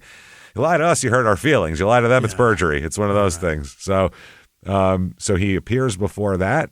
Nothing comes of this grand jury inquest. By the summer, the investigation is going absolutely nowhere. Nowhere. They're stalled out, stuck in the quicksand, man, spinning wheels. Patricia had stopped talking to cops. They had tried to talk to her a bunch of times. She had taken a polygraph test, and then she lawyered up, and that was it. She got a guy named Frank DeSimone, who was one of Pennsylvania's best criminal defense attorneys, and he told her, "You don't say shit." And she said, "I don't say shit." Thomas has an alibi. His brother has an alibi. The wife fuckers, they have bar receipts and witnesses who'd seen them around town that night. Though nobody could, because everybody was out drinking, nobody could pin down exactly what times they saw them. Yeah. But they were like, I definitely saw them that night around the area. They have wiretap recordings that David made, but they're inadmissible. You can't bring that into court. So you can't arrest anybody based on that because you can't use that in court. Right. So that's bad. They never found any kind of murder weapon, a knife or a bat. Yeah. So they really have nothing at this point. Nothing. Absolutely ugots to go on. There's a detective who says he knew Patricia was involved in his heart. He said, I thought she was involved. He said his gut, his 30 years of police work told him that this is a family thing. This is not an outside deal. All the stabbings, all that, it's too personal. It's not business. Okay. But he said, I can't fucking prove anything. I have no proof whatsoever. Case goes cold. Yeah. Case is totally cold here. We got nothing. We got nothing and nowhere to go and nothing to build on. Yeah.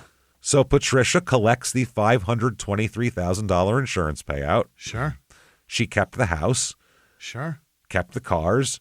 Who else is going to drive it? That's it. Kept, she's a grieving widow going around, just doing all of that, dressed in black for a while, the whole deal.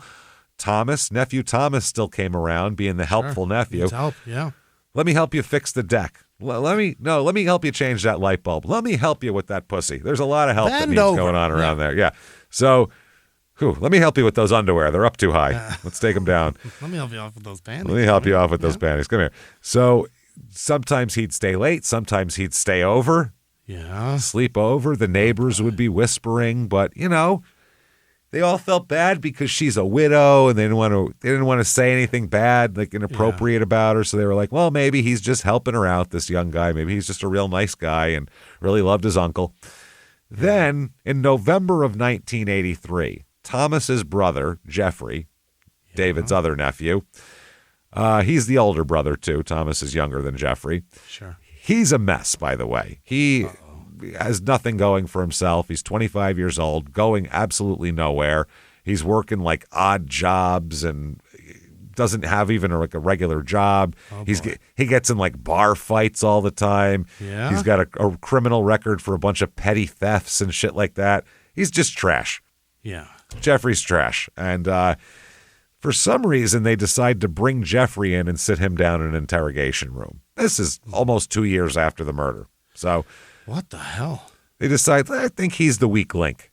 Which a lot of times, let's talk to him. They're questioning him 1 hour, 2 hour, 3 hours. Now they're questioning him about an unrelated burglary charge. That's why he's in the office. Okay. But they're questioning, they didn't want to bring him in to talk to him about the burglary. They were like, that's an excuse to bring him in. We want to talk to him about David Swinehart. So the detective here, he said, they're talking about this burglary. They're going through all this. And then he says out of nowhere, quote, Jeffrey, we know about David Swinehart. We know you were involved, but we also know you weren't the mastermind. You help us and we'll help you. Threw an accusation in there. Not even we know. Not we did already you. know. Yeah. It was, listen, we know you're involved, but we're aware. We know you're not the mastermind, so we're not looking to really crucify you. You help us, and we'll keep you out of trouble, basically. We've got some info. Leave you guessing what info we have. It took about, Jeffrey looked at them for about 2 seconds and then started singing like a fucking bird. Wow. Singing his ass off. He's got a lot to say about the whole thing, and we'll get into what he said. He said his brother Thomas was involved, and it was him and Thomas, and there's these two other guys, and there's all this big thing.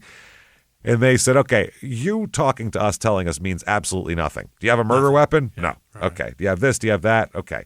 Do you have anything with your brother's fingerprints on it? No. Okay. So what you're telling us now is useless. You might as well be saying it out of your asshole like Ace Ventura. It doesn't matter. So they said, you're going to wear a wire. That's what you're going to do. Okay. You're going to go undercover. So nephew Jeffrey says, okay, I'll wear a wire. I'll do it. Yep. So that's what he's going to do, to record conversations between him and his brother. That's what this is. They want his brother to say something incriminating. So for the next 4 months, what? Every time he sees his brother, he's got a wire recording. On. Oh, it's recording. Boy, 4 months. Everything. Family gatherings, Thanksgiving dinner, meeting up at the bar. Just total asshole. He's doing disgusting. So the state has to follow protocols here. Yeah. They had to get the district attorney approval, written consent from Jeffrey, a limited scope, only conversations between the brothers, right? Nothing else, and no recordings in Thomas's home unless they get a warrant. Okay. Which is weird because it doesn't matter. It's his voice you're getting, not. That's just to make sure. That's one of those just so it doesn't get thrown out. We'll make sure to get a warrant for his house. Make sure there's nothing environmental that happens in there that get it tossed. Something. Yeah. Well, also if they would say somehow like he had a reasonable expectation of privacy in his own home. Yeah. Which, I mean, you do for search and seizure, but a wiretap's a different thing. It's a gray area that they figured, let's make it not so gray. Yeah. So they end up getting some interesting shit on here. This is from November 83 to March 84. Here is one from the tavern that they're hanging out at, the bar. Jeffrey says, and this is so funny, whenever there's someone like on a wire trying to bring up a past crime, it's never natural. It's never casual as fuck. They're always like, no. Hey, so remember that time we did this knockoff? And we knocked off that casino? First line, Jeffrey says, you ever think about that night? Jeffrey, you idiot. Thomas says, what night? Why are you wearing a wire? Yeah, get up. I'm patting you down right now.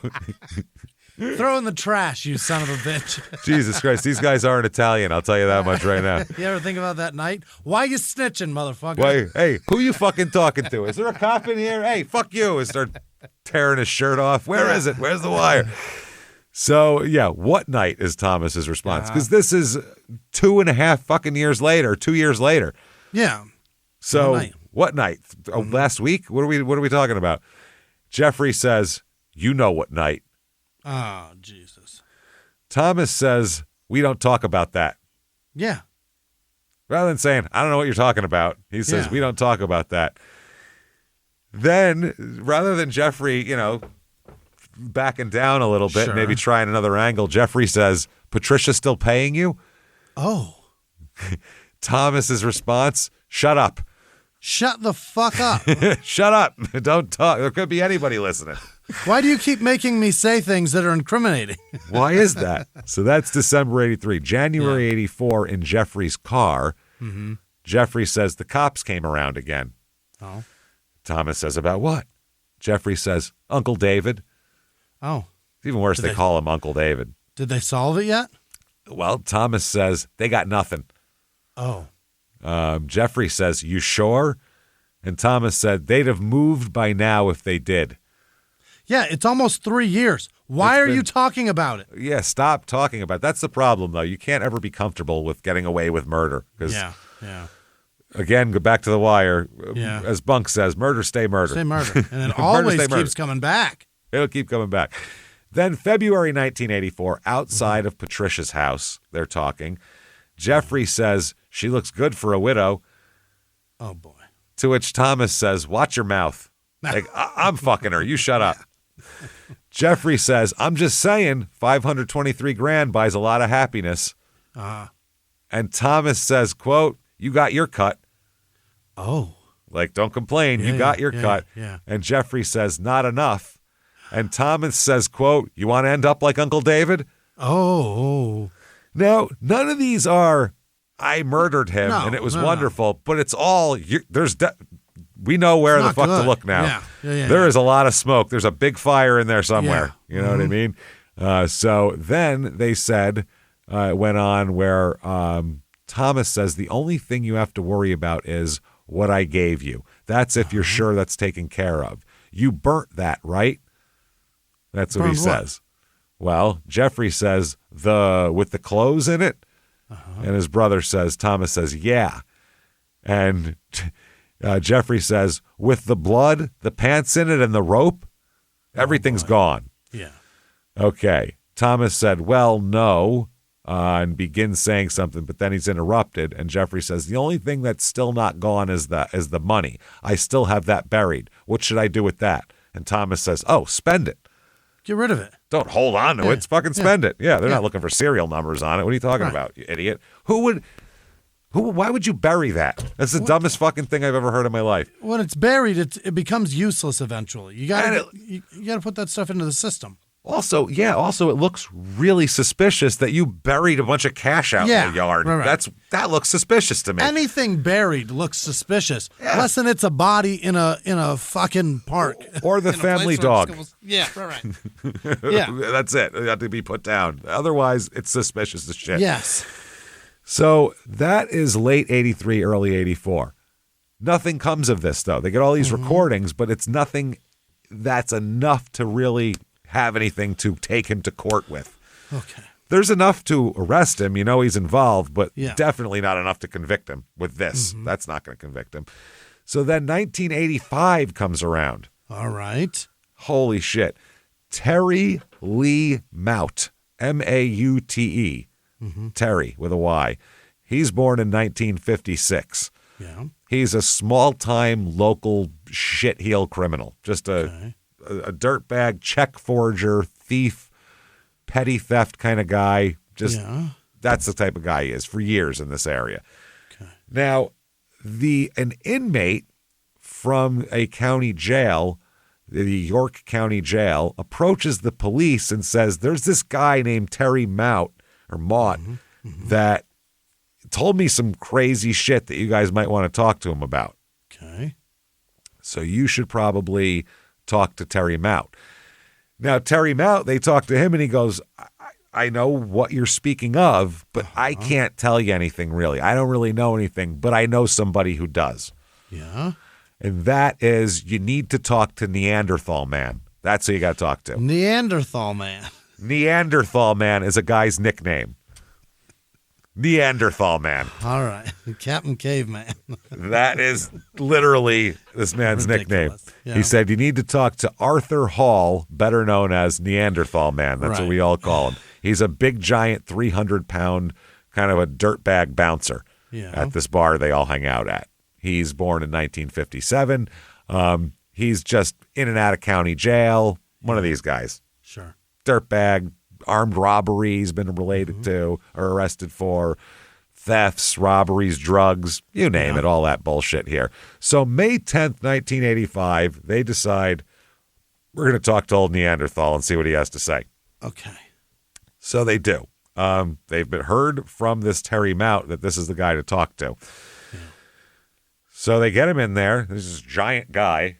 Right. Like, whoa, what the fuck? And he's there. So they tell him, listen, cooperation's going to go a long way with you. Right. They are. They said without it, they said you could be looking at the electric chair. Oh. Oh, yeah. You could be taken away from your family, put in the electric chair. He said these things could happen. Sure. These things could happen. So at this point, he admitted he's a drug dealer and all this type of stuff. They're like, we don't care about that. Doesn't matter. You can deal all the drugs you want. Doesn't give a shit. They said, you've repeatedly lied. You've denied any involvement in all of this. It's at this point, with the electric chair and all this pressure, Neanderthal man breaks down and gets emotional, according to the cops. Yeah. And he says, Hall tells them, it's time to come clean. He said, it's time to come clean.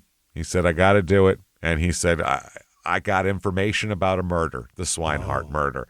Yeah. And they go, well, we fucking know that. Well, let's hear it, buddy. Tell what us did we more. do here? Yeah. What the fuck happened?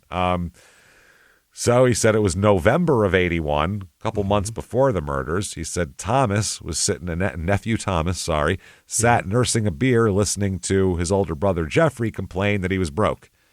Yeah. Jeffrey had very little going on for himself, and basically their Uncle David had all these millions of dollars, and they had nothing. So they were talking about that. Yeah. At one point, Thomas tells his brother Patricia needs help. And Jeffrey said, what kind of help? Yeah. Thomas said, the kind of help that pays money. Oh. So Jeffrey said, well, I'm always interested in that. Yeah. So at that point, I guess both the brothers, the DeBlaze brothers and Terry Mout, all approach Arthur Hall here, Neanderthal man. Yeah. They approach him, and he's working at the bar as a bouncer, and they asked him, will you help us in a robbery? Now, this is right up Neanderthal's alley, so he says, shit, yeah, I'll help with a robbery. So he said the four of us made a plan to go to the home that Patricia and David lived at. He said, quote, we met at the High Street Tavern around 8:30 p.m. on January 15th. He said the DeBlaze brothers, me, Terry Mout. Thomas got a phone call, I'm guessing from Patricia. He said it was time. Oh. We drove to the house in Thomas's green pickup, parked down the street, walked up to the property. Jeffrey had a baseball bat. Thomas had a knife. You see where this is going? He said Jeffrey jumped out of the shadows with his baseball bat and started wailing on him. Oh, Jesus. He said the first blow caught David in the back of the head, dropped him down to his knees, nailed him. He said up to going into it, Hall said he thought it was a robbery the whole time. He said that Jeffrey, on the way over there, had told him, if he gives me a hard time, I'll fucking kill him if he gives me a hard time. Thomas had replied, that would eliminate all of our problems, all of us and mine and hers. Yeah. So Hall was like, I don't like the way that sounds, he said. Right. So he said he said it was the brothers who committed the murder. They hid in the bushes near the garage until he came out. They jumped out. Jeffrey hit him in the head with a bat. He screamed and fell down in the driveway, and Jeffrey kept hitting him in the head with a bat. He said this while Thomas, then Thomas took the bat and started hitting him while Jeffrey started stabbing him. Sure. Okay. So there's blood everywhere, obviously. Thomas is hitting him. Altogether, 7 blows to the skull, but he's still alive. Oh, God. That's when Jeffrey has a 10-inch hunting knife. Oh, boy. And stabs David in the back a few times. And wherever he could, he's just stabbing all around. And there's a coat on and all that kind of thing, too. Yeah. Arthur also said, then Terry kicked him, because Terry Mout is there, too, and said, make sure the son of a bitch is dead. Oh, boy. Blood pooled in the snow. He's like, there's steam rising from knife wounds. It's creepy shit. Now, he said, Arthur said, when Jeffrey hit him from behind, just destroyed his skull. Thomas jumped in, took the bat, kept swinging. Then Jeffrey started stabbing. It was butchery. Yeah. He said, then they searched his pockets, took his wallet, made it look like a robbery, but left an expensive watch and also more cash on it that they didn't find. Right.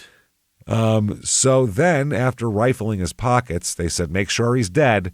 And Hall said then they loaded him into the Cadillac and that he and Jeffrey drove away to dump the car and the body. So it was Hall and Jeffrey driving in the Cadillac with David in the back seat there. So they said Terry Mout and Thomas left in the truck. Obviously, that's parked down the street. Sure. He said, Hall said, I drove the Cadillac to the alley with Jeffrey. He kept stabbing him during the drive, like he couldn't stop. Jesus. He said that he reached into the back seat and started stabbing him again, saying, you didn't like our family anyway. Okay. So they left him in the back seat of the Cadillac. Jeffrey kept stabbing his body, leaving more blood evidence all over the car. Yeah. They left it in an alley behind one of his own apartment complexes in Pottstown, and there was that. Now, then they scattered. Thomas went back to hang out with Patricia, and Jeremy went back to the bar and to establish an alibi, and Mount and Arthur Hall just went about their business as well. Sure. So May 11th, the very next day, Thomas and Jeff are arrested, and Terry, too, they end up finding as well. Okay. Jeff is already in custody. They bring in Thomas now. They had apparently a lot of luck. Just before 3 a.m., on their way to look for Thomas, they were literally going to, like, check out that bar, check out this place he hangs out at. I heard he hangs out with a chick over here. They stopped at 7-Eleven to get cigarettes. The cops did. Sure. And as they were walking into the store, here's Thomas walking away from the counter. And they were like, oh, all right, there you are. You're under arrest, asshole. Yeah. Perfect. We were just going out looking for you. Right. So he's charged with, he just said, I wanted my lawyer. That's all he would say. He's charged with homicide, robbery, theft, voluntary and involuntary manslaughter, aggravated and simple assault, recklessly endangering another person, possession of an instrument of crime, and criminal conspiracy. That's a lot. Terry was picked up. Jeff was already in custody because he was state's evidence at this point. Terry was picked up at a girlfriend's house in Lower Pottsgrove Township, and Arthur was already in jail on that robbery thing, that beef, burglary or whatever it was. He's transferred from a county jail into protective custody now because he told. Yeah. So the press is like, is that it? You arrested 4 fucking people and we didn't even, who are these people? What's going on? What's going on? Are there more? And the police said that there is a 5th suspect, possibly a woman. Possibly a woman. Yeah. They said no motive that we can make public. They just said this was a long, arduous, difficult investigation. It took more than 3 years, and there were as many blind alleys in this thing as you could possibly conceive of. Why do they have to do that? He was found dead in a fucking blind alley. Yeah. Why do they do that? Too many holes in the whole thing. Too many gaping wounds in this thing. I don't like it. They can't help it. It's every show we do. We've been beating up this one for a while now. There's been a lot of holes in it. A lot of holes. Why do they always say something? Something that relates to, I swear to God, it's just that you can't help it. It's got to be a mental thing somewhere that they have to bring it up. It's like why you thought Flipper played for the Dolphins. Yeah. You know what I mean? It's the same thing. Flipper Anderson played for it's just your brain's looking for connections to make things make sense. A map. Yeah. It's too much of a question. Your brain's always looking to put shit together to solve puzzles, whatever it is, and they'll make a puzzle out of nothing. Mm-hmm. Now, Patricia, the brothers are going to be awaiting trial in the Montgomery County prison or jail. Mm-hmm. Patricia attended the hearing for the Jeffrey and Thomas, playing the widow, saying, my husband, these guys did it. When reporters asked for comment, she dabbed her eyes with a handkerchief and said, quote, I just want justice for David. Who doesn't? We all want justice for David at this point. June 1985, the wiretap wars start. Here we go. This is going to last over a decade. The wars over the wiretaps. What? Really? Oh, yeah. His attorney, Samuel Stretton, filed to suppress all evidence from the body wire recordings from Jeffrey and the illegal wiretapping of Patricia's phone. Okay. From David. Said none of this is about it. The wiretap suppression, the Pennsylvania law on the phone one was clear. That's suppressed. Clear. Yeah, you can. Yeah, even though he was dead, his illegal recordings couldn't be used. But the body wire was different, and this began a huge fucking thing that went all the way to the Pennsylvania Supreme Court. Wow. In June of 85, Judge Horace Davenport presided over the defense, arguing that Thomas's Sixth Amendment right to counsel had been violated. He asked for a lawyer during his initial questioning. Any evidence gathered after that request should be inadmissible. The prosecution countered that Thomas hadn't been arrested or charged when the body wire recordings were made. No formal proceedings had begun. The Sixth Amendment didn't apply to him at that point. The judge suppressed everything.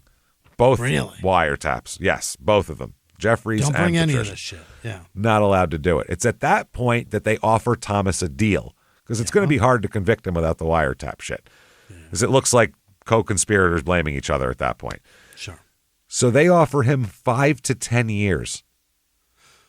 As a plea, huh? As a plea, 5 to 10 years, and you testify against Patricia. Okay. And he said, nope, fuck you, I'm good. Really? Yeah, 5 to 10 with a murder rap hanging over you. Okay. Okay, so September 1985, they take Jeffrey, despite his cooperate. This is the wildest thing. Out of everybody in this, Jeffrey has it the worst out of all these people. Okay. He not only was the only one to admit to anything for a long time, he actually cooperated with the police, wore a wire for 4 fucking months around everywhere, did all of this, and they're going for the death penalty on him. Oh my God. I'm like, what will Thank you do you for the info. We're about to murk you. That is wild. Can you imagine? That's fascinating. We've heard of it once before, but it was like crazy. something really bad. Yeah, really, really bad. This guy's like kind of your second string murderer in this case. It's weird. So they have Arthur Hall's testimony. They have Jeffrey's own confession in this, which they told him they were going to help him out. Right. This is not helping him out at all. They have end this faster. and they allow the body wire recordings in Jeffrey's trial. So he's the guy who made them he only admitted his guilt on these tapes to try to get Thomas to talk, and instead they're using this against him, which is really fucked up. Yeah. Really fucked up. Jeffrey's defense attorney tries to argue diminished capacity. No one would be this stupid, Your Honor. Nobody. He's got to be. It's impossible. It's got to be a medical thing. It's like he's medically stupid. It has to be. All right. He said Jeffrey was manipulated not only by his younger brother, but his aunt as well, who he trusted. Okay. Arthur Hall testifies, a Neanderthal man. Yeah. He said he and the 3 defendants future defendants met at the bar. He said that, received the phone call. They jumped into the car. They go over to the house. He said, I heard some footsteps. I seen Mr. Swinehart coming. I seen it. And this is in court. Jeff ran up behind him and hit him in the head with a bat. He screamed and went down. Jeff hit him a couple more times with the bat. Then Tommy hit him a couple times with the bat. Terry kicked him a few times. Jeff stabbed him a few times. Then Jeff started going through his pockets, and I saw him put something in his pocket. Okay. Is he going to wire the dead man now? Yeah. Hall said that he and the brothers put them in the back seat of the Cadillac, and then we know that he and Jeffrey drove it, and Terry and Thomas, all the T names went in the other car. So Jeffrey really is, as his own words are being used against him, hardcore here. Yeah. When they say can and will be used against you, they fucking mean joking. it. Yeah. He is found guilty of first-degree murder. Oh, boy. That is wild. Holy shit. And sentencing comes around here. You, sir, may fuck off life without parole. Okay, well, I mean. Didn't get the death penalty. But they got you. They got you good. Yeah. Life without parole. That's a lot. In trouble. Yeah. That is when another guy steps forward here. A cellmate of Terry Moutts comes forward. Yeah. And he said, so this is the first the way Terry Mount got into the story was a cellmate talking to the cops. Right. Now we got another cellmate, a different one. He said an inmate came forward and asked police if they were interested in a story that he'd been told by a cellmate. Okay. And they said, sure, why not? So he said, well, they after he tells the story, they say that his story offered significant bits and pieces that indicated it was good stuff. Good stuff. Good stuff, like it's a bag of Coke. Yeah. I licked a little, put it on my gums. It's good stuff. It's fine. Stuff. He said this was the first indication that there was a possibility we could straighten the circle out and get going. And in fact, that's what happened. Because in October 1985, based on this new information, they're going to take Terry to trial as well. Terry Mount. Yeah. And we have Arthur saying he kicked him and said make sure he's dead, and he was the guy. He was in it. You know what I mean? Yeah. According to Arthur. So this cellmate's name is John Gladfelter. I'm glad you felt her too, John. Jesus. He testifies that Terry told him that Patricia had paid Terry to kill her husband. He got paid money by Patricia. It was only about $2,000 apparently he got. $1,500 to $2,000. Jesus. Gladfelter, he said that Mott described the murder to him while they were in county prison in March. Gladfelter, who's serving a 2.5 to 5 year sentence for statutory rape and retail theft. Ooh. I hope not at the same time. Honestly. That'd be weird. Said that the conversation with Mott arose while the two were discussing a book, The Shoemaker, about convicted Philadelphia murderer Joseph Callinger. That guy is fucking nuts, by the way. Really? If you've never heard of him, Callinger? look with a K. Kallinger. We'll do GER. We'll do a bonus episode on him. Okay. He is absolutely unhinged, man. Anyway, he said, Gladfelter said, I told him I couldn't believe how brutal these murders were. Mott said he could tell me about a murder. Okay. And then he said that Mott said this guy lived in a big house and that they were paid a lot of money to kill this guy. He said that after they killed Swinehart, he had a lot of money for dope for a while. Oh. Yeah. So he got something out of it. He got a couple of grand out of it. Yeah, Mott did. When asked by the prosecutor if Mott told him who paid him for the killing, he said, quote, he said it was Swinehart's wife. Oh. Yeah. That's not good. Arthur Hall also testifies. His attorney, though, Mott's attorney attacks Arthur Hall's telling of this as Neanderthal man's telling as totally incredible. So totally incredible. He said, and he had said on the stand, he kicked David's corpse to, quote, make sure the son of a bitch is dead, as he said. Anyway, Mott also has an alibi witness, too, though. Donna Fitzgerald, a bartender at the bar they were all hanging out at, she testified she served Terry drinks until 2 a.m. on January 15th. And her logbook confirms it, and time-stamped receipts back it up. The prosecution argued that Terry had plenty of time to participate in the murder at 8:30 and return to the bar. Wow. Plenty of time. In that window, there's no receipts. So he had an hour to do this. You're out of your mind. Terry gets up and testifies. He takes the witness stand, and he says that he told Gladfelter, the cellmate, everything I knew about the case, but that I never confessed to him that I was involved in it. I just told him all I knew about it. He said it's ridiculous. He said that Jeffrey had admitted to him that he, his brother, and Neanderthal man had killed Swinehart. Oh. Terry said the conversation took place while they were all taking heroin in Terry's pickup truck behind the Pottstown YMCA. That's Jesus. All class right there. Yeah.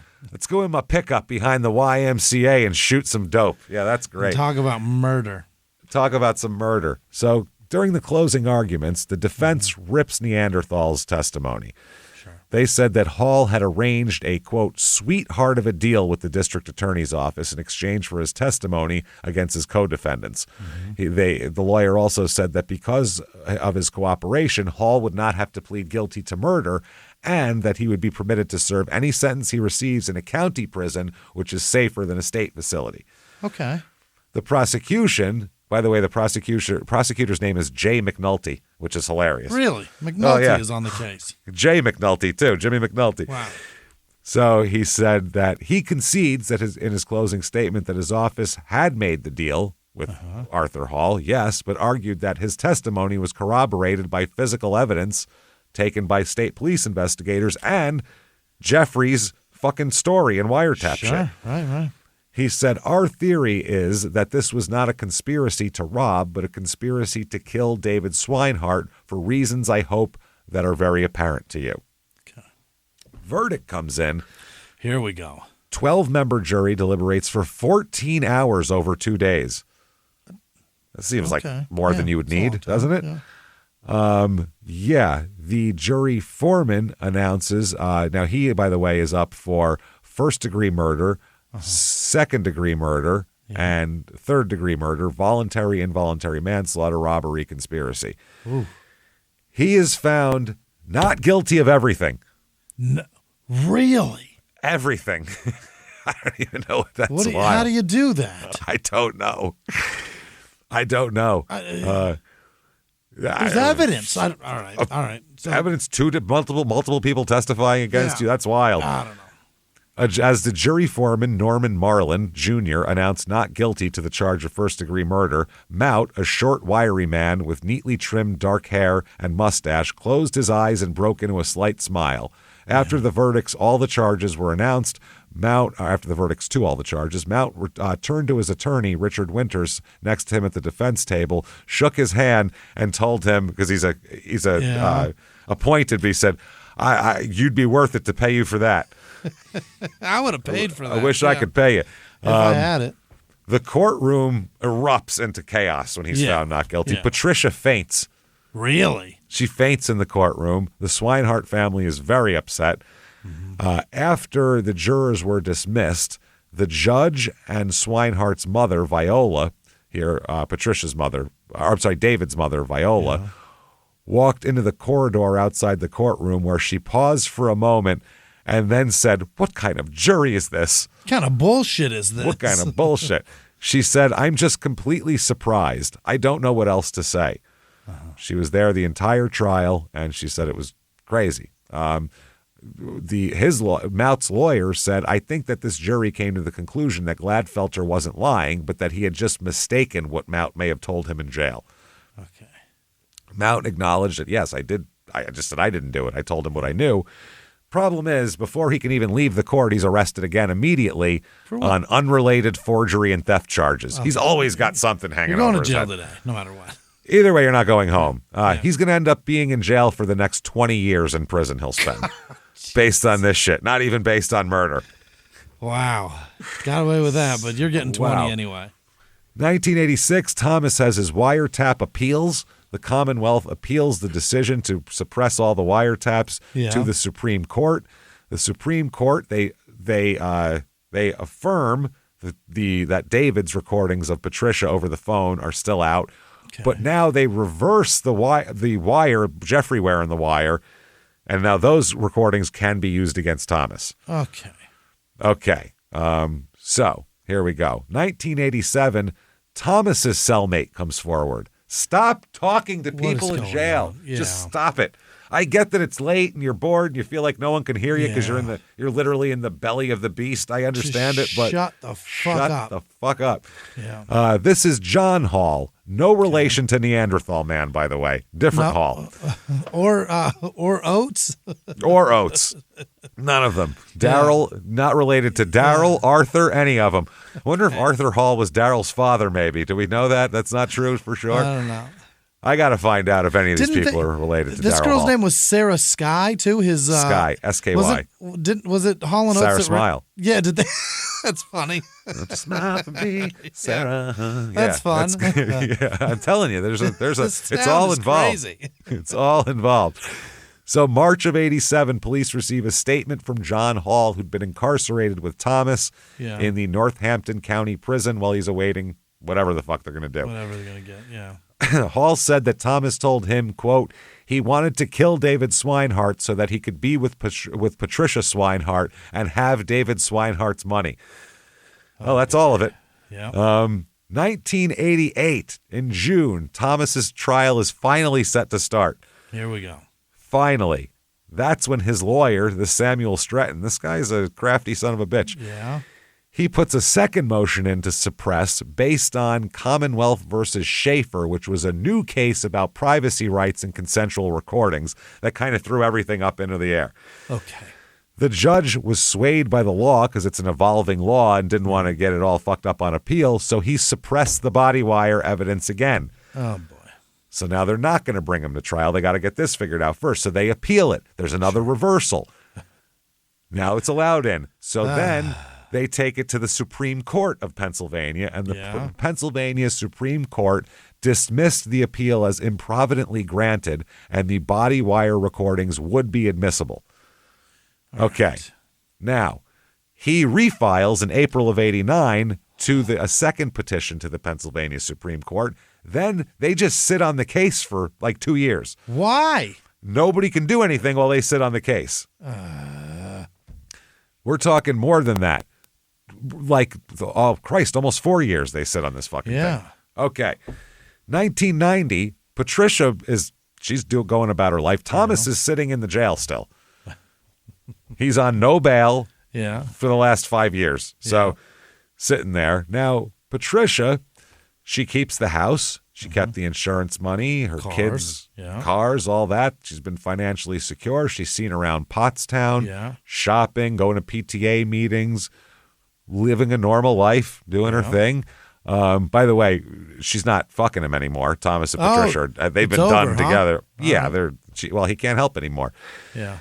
The problem is she spent all this fucking money already. She spent the legal fees for her own protection. She had to hire a lawyer, private school for the kids. She's had to maintain the house and, all that kind of shit. By 1990, she's pretty much broke. Uh-oh. She's pretty much dead fucking broke. Then May of 1991 happens. Yeah. Okay, Terry Mout, by the way, him, who testified at his own trial saying he didn't do anything and all that kind of thing. Well, in May of 1991, the state statute of limitations on perjury expires for him. Okay. On his testimony. So now he comes forward with the truth. So Terry, he's got a story to tell here.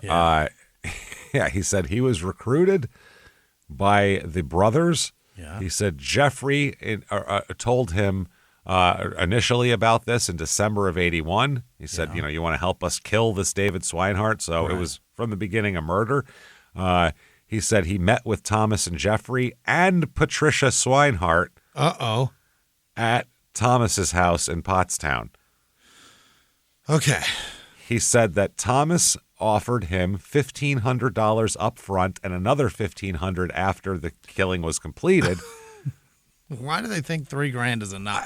That's not enough at all. Wow. So he said that they all agreed to make it look like a robbery. That's what they did. Yeah. Okay. So this is the first person who's put Patricia into the mix. Yeah. No one else has put her in. He said, I met with her where we all discussed the murder and the payments and everything else. Okay. November 13th, 1991. Thomas still has not been tried, by the way. Really? No, it's crazy. Thomas is now freed on bail by a federal judge. What is going on? A federal judge approved the recommendation that he be freed on bail after spending 6 years in prison awaiting trial. They said, that's a little too long. Try him, get shit or get off the pot, basically. You can't just hold a guy indefinitely until you decide to try him. That's insane. They said bail is routinely denied in capital murder cases, but they ruled that the delays in the case were so extreme that he should be released while awaiting trial. All right. December of 1992, this same judge, this is the next month, basically. I'm sorry, this is a year later. December 92. That was November 91. This same judge recommends the charges be dropped against Thomas. Okay. Unless he's brought to trial within 120 days. Okay. You got 4 months. Yeah. Get it done. Or whatever. This recommendation is turned down by U.S. District Judge Herbert Hutton. So they said, no, that's okay. So, yeah. But the judge said that it's unjustifiable delays that are causing this and said that basically they ruled that the delay has violated his constitutional right to a speedy trial under the Sixth Amendment. Wow. Now, speedy trial has meanings in each state in terms of amounts of time and things like that, but this is beyond the scope of anything that could be considered speedy. It's been so long. Or anything else. So he took the step of having him released on electronic monitoring. Now the Pennsylvania Supreme Court denies Thomas's appeal without explanation, and they're going to put him back in jail for a while, and then he's going to get out again. It's crazy. April 19th, 1993, Montgomery County judge throws the Thomas DeBlaise case out, saying that his constitutional rights have been violated. All right. So the case is thrown out now. So now he's released from jail. He gets married, Thomas, to a woman named Faith. Sure. Isn't that nice? Yeah. July 26th, 1993, Arthur Hall finally, they've kept him without entering a plea for him or anything so he could testify against all these people, but it's gone on so fucking long, they just have him plead now and get it over with, the deal they made with him. Okay. He pleads guilty to conspiracy to commit robbery, which is, wow. That is not, okay. He talked about robbery and there's a man that's dead. Holy shit. That's Jesus. That's like giving Timothy McVeigh a ticket from the building inspector. Like, what are we talking about? Illegal possession of fireworks. Yeah, what is happening here? So that is crazy. Anyway, he is. They do his deal here, and his lawyer says, I think it should be emphasized that, but for Mr. Hall, this case may never have been prosecuted. Right. For anybody, at least at the time it was. They said, what the fuck? Cut him a deal here. Cut him a break. So his sentencing for this is, you, sir, may fuck off 29 to 59 months in prison. Oh, my God. Like 2 years he got. Holy shit. Nothing. Did he at least basically get his $3,000? I don't think he got any. Yeah, he probably got it at the time. Well, we know Terry did because he said he had a lot of dope money for weeks. Right. God. Now, will Patricia be arrested? She should be. Well, they're saying that they're still pushing the investigation. The prosecutors are saying in the newspaper that they're still pushing the investigation of Patricia Swinehart, saying that calling her an unindicted co-conspirator at this point. All right. So they've gone into labeling her into like libelous, unindicted. titles. So they must have something. That's a real limbo of words there, isn't it? Yeah, that's saying that they did it, but we haven't charged them yet. Okay, well, why not, motherfucker? Yeah. Charge them or shut up. So the prosecutors contend that David was killed to continue this affair. The prosecutor said, this is District Attorney Bruce Castor, he said, it's fair to say that a criminal investigation is still pending into other persons, including Patricia Swinehart, who is, he said, we have uncovered promising leads. That's all I can say. All right. Okay. July 28th, 1993, Patricia is finally arrested. Okay. Yeah, she's the biggest beneficiary of this. It's pretty well slam dunk, right? I would say, right? Yeah. They arrest her at her home, her different home now in Myerstown, Pennsylvania, charged with murder, robbery, and conspiracy charges. She's being held without bail at first. Yeah. Then she's going to end up getting $500,000 bail, but she can't pay it because she's broke. Right. So she sits in jail. I'm going to read from a newspaper here. This is an article about her arrest. Yeah. Quote, the woman, a 5'3", 135-pound blonde with dark eyes, to whom, quote, time has not been kind, a law enforcement source said. Jesus Christ. Was living with a wealthy man in a very fancy house when she was arrested. And we'll get into who that is and everything later, because this is it even gets crazier. If it's even possible, this fucking case gets crazier. The prosecutor Castor said that Swinehart was arrested in her bed. They came in at like 6 in the morning. Yeah. A female police state trooper actually went into the bedroom and took her into custody. I would think it would be fair to say she was shocked and surprised. There was great wailing and tears when she was taken into custody. Great wailing and tears. Another article says, quote, looking tanned but drawn, Swinehart clutched a tissue in her hand, or in her handcuffed hands as police led her from the Norristown courthouse. She said nothing. A preliminary hearing is expected in September. Now, one of her lawyers said, I'm distressed that she's in prison. Oh, she's charged with murder. How dare they?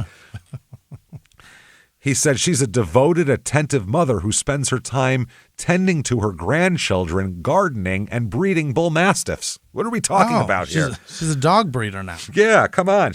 I love bull mastiffs. They're great dogs. She's breeding them. Yeah, I used to have one. Love them. So anyway, breeding bull mastiffs. He said that had nothing to do with the murder. He said she fully cooperated with law enforcement investigators more than a decade ago and even willingly underwent an insurance company polygraph test in 1982. Not a police polygraph, right. The insurance company. Yeah. And, quote, passed it with flying colors. Oh. Which she must have passed because they gave her the money. No, they could have medicated her. She could have taken a pill beforehand. You can change that. So they said the only things that have changed, they said until recently, the insurance angle has never been fully investigated. The district attorney said that, more importantly, a man acquitted of the murder is willing to testify that Patricia recruited him and paid him for the murder. That's crazy. Think about that. A court of law, a jury said you didn't do anything, and now you're going to go up there and say you did do anything, and here's what happened. So they missed it, and that's not great. Right. I don't have any evidence of this, but yeah. So David Swinehart's mother, Viola, was weeping and said, I'm just so upset that I don't know what to say. She thought she had this daughter-in-law they could commiserate for years. Right. Naturally, this brings everything back to the fore. I just don't understand what's going on right now. They also said the prosecutor said all 4 of the Swinehart children, who are all adults now by this time, one of whom is a lawyer working for a Montgomery County judge now, all opposed bringing charges against their mother. They all said, even if she did have something to do with it, we don't want to know. Yeah. Yeah. Can you not destroy our family anymore? Right. So bail is set at $500,000. Like we said, she's broke. She can't make it. She's sitting behind bars. Yeah. Now, Thomas, by the way, his lawyer, he said that Thomas has no contact with Patricia Swinehart and is currently working in Pottstown doing construction. Leave my client out of this. Yeah. He said during his imprisonment, he became very religious and is, quote, very active in the church. His lawyer said, I've never seen anyone who can quote the Bible in a manner in which he can. He's very devout. He's a person who totally changed his life. So leave him alone is what they're saying. January 11th, 1994, the ruling that drops the charges against Thomas is overturned by the state superior court, and the charges are reinstated against Thomas. Dude, this is crazy. January 19th, 1994, they offer Thomas another deal. Okay. They say, we're going to put Patty on trial. You testify against her, and we give you 8 to 20 years. And you've already served like 7 years. Yeah. So pretty much time served. Yeah. Time served, testify against your girlfriend, please. Right. Okay. He said, no. I'm not going to do it. Won't testify, and I don't want the deal. Go fuck yourselves. Okay. So he's then jailed for contempt of court after they subpoena him to testify, and he still refuses to testify. Jailed on contempt of court. He serves 5 months, is released from jail, 5 months on the contempt charge, is released, and then arrested again on murder charges again for this. He's had the craziest path of anybody we've ever had on this show. It's unbelievable. So Patricia's trial finally going to take place in 1994 or some shit, 1995. So she is charged with first-degree murder, criminal conspiracy, solicitation to commit murder. Yeah. Now, the case that they have against her, they don't have the wiretaps. Right. Those are inadmissible. Right. They don't have Thomas testifying against her. And the problem here is the judge will not allow, there is a $523,000 insurance policy, the divorce, the affair with Thomas, all that's in play. Yeah. She's admitted to that. The problem is the judge will not allow into court the fact that he was about to cut her out of his life insurance. And those papers were filled out and done on the desk because the judge said they don't have any proof that Patricia knew about that. Okay. And unless they knew she knew about that, they can't use that as a motive, essentially. Okay. Even if she didn't know, it's still somebody knew. Yeah. Though I mean, yeah. Even does it matter whether or not there was a fucking end date on her getting being the beneficiary? Does that even matter? Because she was still the beneficiary either way. I guess because the prosecution can say they had to kill him right then before they got those papers signed, and then the defense says, "Well, you don't have any proof she knew about those papers at all," and so that's why the judge just says it's all too murky, throw it all out, which is a huge blow to the prosecution. Sure is, yeah. It's not great, but they do have the insurance policy, the divorce, and the affair, which still is not good for Patricia. Right. Also, that Patricia knew his schedule. She controlled when he'd leave the house. She could have him do something or have the kids, hey, can you do this with the kids for a second? They found blood outside her house. She explained it away as he cut himself on the garage. Right. They also said her behavior, her lack of emotion after the death, her relationship with Thomas, all of that shit. Now, she still has the same attorney that she hired in 1982, by the way, DeSimone. DeSimone said, "Where's the evidence? Where's the proof Patricia Swinehart asked anyone to kill her husband? Phone records? Destroyed. Witnesses? None. Confession? Never happened." Okay. He said, "The prosecution wants you to convict a widow, a mother of 4. She's a mother. She's a grandmother, this fucking broad. Right. Based on gossip and speculation. They say she was having an affair. Where's the proof?" Well, they've all admitted the affair, so that's... They say she made a phone call. Where's the recording?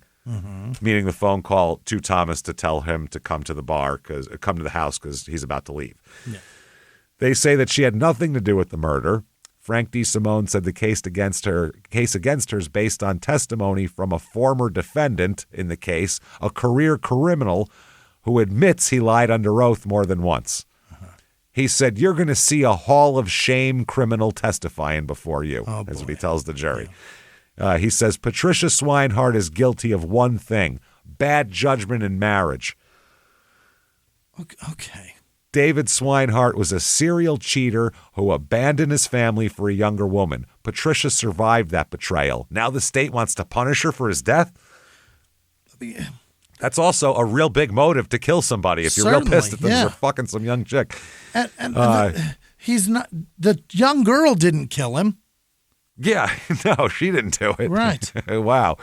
Now the insurance papers being not, and also they're not allowed to put in the thing that he had heavy debt and high interest rates and all that. They wouldn't allow them to introduce that either. They forbade prosecutors from revealing the insurance switch to the jurors, saying there's no evidence that she knew of it. And the prosecutor Castor said the decision to exclude the imminent change in the insurance was devastating to our case, absolutely devastating. Yeah. His appointment was for January 16th, was the day after he disappeared, to go take care of it. And he said, naturally, we think that put a very, very big hole in what we thought was a reasonably cogent case. No insurance testimony, just that she collected insurance money. That's all they get out of that. They're trying to establish that Swinehart also tried to remove evidence of the murder by treating blood-stained snow on the driveway with rock salt and trying to chip away at it with a shovel. Oh.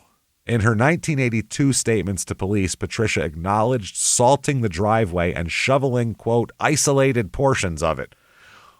Okay. I have to shovel the driveway all the time. I never shovel isolated portions of it. You shovel the driveway, the chunks part you at need a time? to, and then you go inside. Yeah. How about over here on the grass? I'm going to shovel a little bit out. No, over here. A little bit over there. But the areas she admitted shoveling were not where the slaying occurred. Well, yeah, she didn't say that. Now, a neighbor testifies. A former neighbor testifies she saw Patricia shoveling snow in the exact location of the murder. Oh. This is Barbara S. Lenzi, Lenzi. Remember that last name? It's very important. Okay. Former neighbor. She testified she became close friends with Patricia during the early 1980s. Her children played sports with the Swinehart children, and Lenzi said that she regarded Swinehart as a very close friend and confidant. Okay. In 1986, Lenzi said her own marriage was falling apart, and she revealed to Patricia, just a heart-to-heart with a friend, that she was having an affair with another man because her marriage was falling apart. Sure. Swinehart, Lenzi says that Patricia replied that she had been having an affair with David Swinehart's nephew Thomas while he was still alive. Lenzi said she mentioned that they would sometimes get together at her house to have a sexual affair. Oh. Now, defense attorneys attack this neighbor's the veracity of her statement. She'll go, well, she's a neighbor. What does she care? What does she have to gain? Well, her ex-husband, the one she was cheating on, Barbara Lenzi's ex-husband, Mr. Lenzi, and Patricia are now together. Oh, get out of here. Yes. Fucking the Lenzis, they said the Lenzi's ex-husband won primary custody of their children and moved in with Patricia. So Lindsay said, quote, well, I certainly wouldn't call Patricia my best friend now. They were like, you're not even friends with her. You're mad at her for this, aren't you? Right. Neanderthal man's back. Here we go. Here he is. He testifies that Thomas told him several months after the slaying that he had a thing with Swinehart's wife, Patricia, who was trying to get a divorce. But on cross-examination, DeSimone kind of lights him up a little bit. He said, Mr. Hall, you're a convicted felon, correct? Which is never a good way to start a conversation. How do you do? How do you do? And he said, yes. And they said, facing 20 years for armed robbery. And he said, yes. And they said, and you made a deal for leniency. He said, I was offered consideration. And they said, you'd say anything to reduce your sentence, wouldn't you? And he said, no, and the attorney jumped in and said, you never saw Patricia Swinehart that night, did you? Oh. Arthur Hall said, no, but. And he said, never heard her voice. And he said, no. And the lawyer said, never saw her at any planning meetings. And he said, no, but Thomas said. And the lawyer said, hearsay, Your Honor, I'm done with this guy. Fuck him. Yeah. Okay. So that's not great. In his direct, he corroborated everything, but that looked bad and cross. They get Terry Mout in there as well, or Mott, or whatever he is. Sure. No other witness has ever directly implicated Patty or Really? Patricia. Nobody said a word about her. No, except for this guy, and that was after his perjury expired. But there'd be no reason for him to come forward otherwise. He was already fucked. It was weird. Yeah. So yeah, he said that no, she was at a meeting with us, doing it, and planning it all out. Mott's current lawyer said that prosecutors made it very clear from day one that they were not promising Mr. Mott anything for his testimony as well, because they went over that for a while. They called him a career criminal and drug addict who in 1985 professed innocence and was acquitted by the jury, and he's serving a 20-year sentence on unrelated charges. He testified that he got $3,000 for his role, and that promised him a maintenance contract in her husband's extensive real estate holdings. So not only would he get $3,000, he'd get like a no-show job from Patty too. Sure. Okay.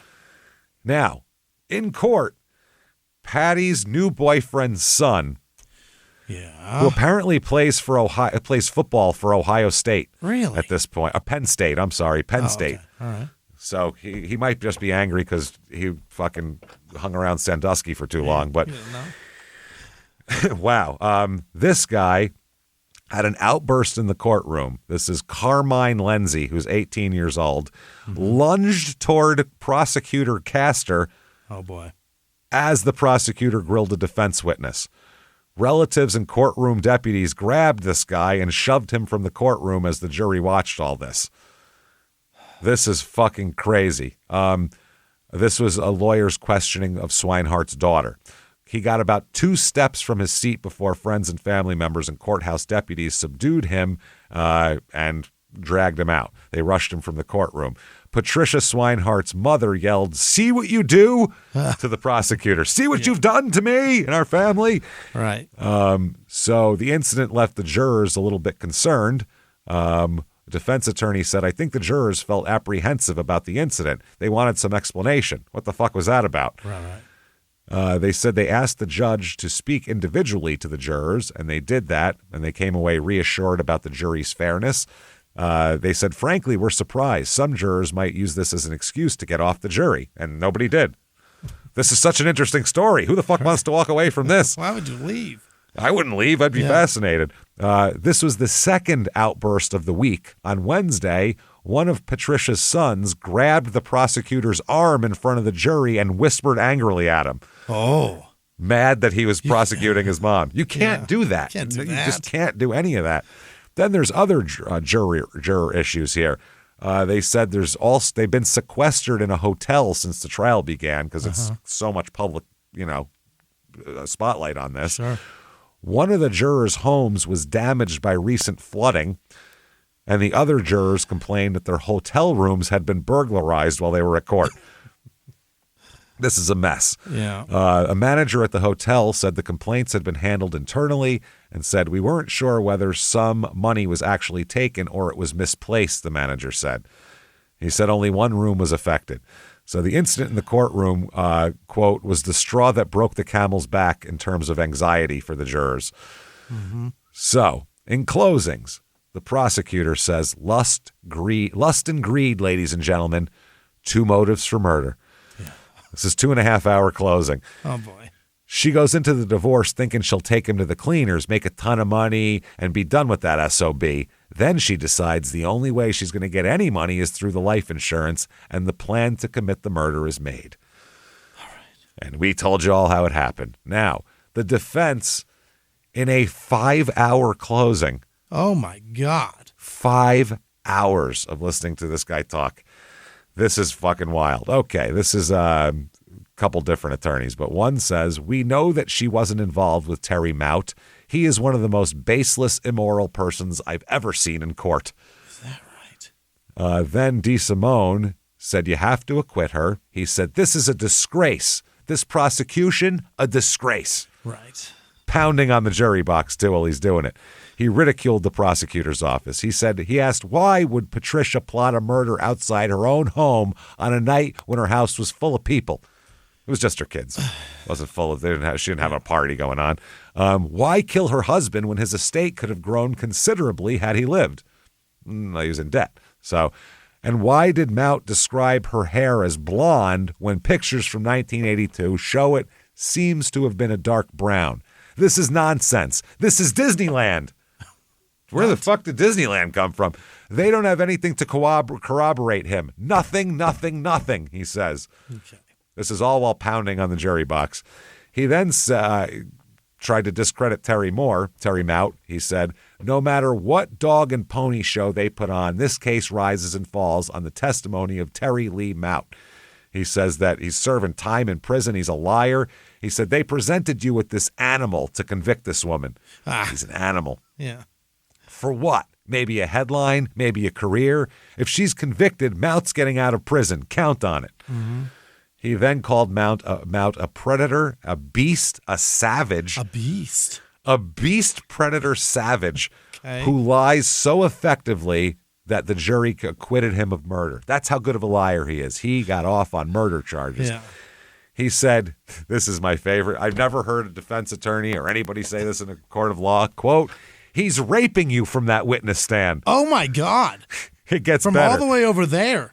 He said he's raping you from that witness stand. He raped one jury already. Don't let him rape you, which is good advice for anybody. Don't let him rape you is good advice. Yeah, I've never heard a defense attorney say that he's going to rape you, which is insane. So February 2nd, 1994, the verdict comes in on Patty. Not looking good for Patty. No. She is found not guilty of everything. Acquitted? Acquitted of everything. How? How the fuck? What are they doing? I don't know, man. This is wild. So what did they the want? The only person who's really gotten in any trouble out of this is Jeffrey, who got no pussy and less money than anybody else. No Aunt Patty slash. Nope. Oh, man. God dang it.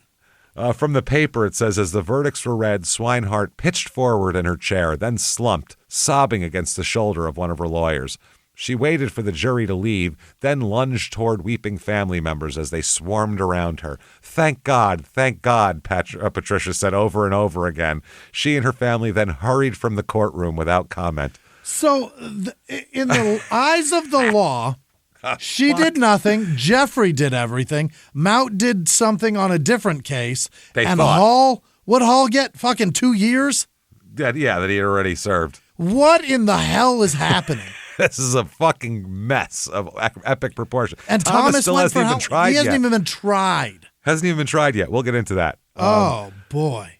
So this is a mess, man. Her lawyer, Frank DeSimone, said they didn't have anything. Obviously. They had Terry Mout, who was nothing, whom the jury chose to disbelieve. That's it. Clear and simple. Mm-hmm. Go fuck your mothers. I'm out of here. Bye. I'm going home. DeSimone out. I'm going. Right. So they said the other defense attorney who's represented her also said, I knew in my heart that she didn't do it. Nothing changed from 1982 until now except for Mout. Now, a juror, that they confirmed it, a juror that they talked to said Mout was the stumbling block. They said, we didn't feel that she was without guilt. We all felt that she was covering up evidence, but there was certainly reasonable doubt because if we were to convict her, we had to believe Terry Mout. Oh, so we've got to give him credibility, and we give him none. Yeah. So even though we think she did it, we're going to acquit her, which is wild. Now, will she testify against Thomas? I hope have so. to do shit. Yeah, she doesn't have to. Castor said he planned to call her to testify in that trial. Her defense attorney said he would advise her to say, fuck you. Yeah. He said, we're going to recommend that she not testify at all. The bottom line is we want this horror to end for her. Okay. We also want to alleviate her of any civil liability she might have, considering that she's already been whatever. So May 1994 is when Thomas is released on contempt and then arrested for murder again as soon as he's released. Yeah.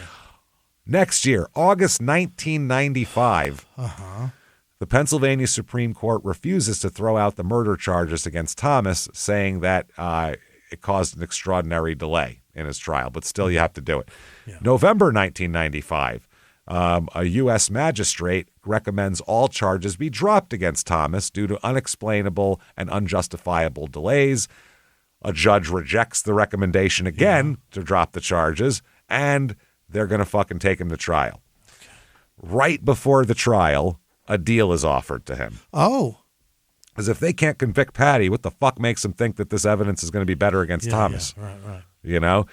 So they are going to offer him 20 to 40 years if he just admits everything. He can get 20 to 40. Yeah, and be done. And he said, I don't think so. Let's go to trial.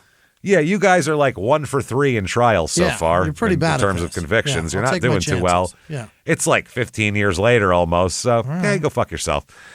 The prosecutor said Thomas de Blasi made the wrong decision every time he's had an opportunity to make a decision, meaning all of the times he turned down these deals.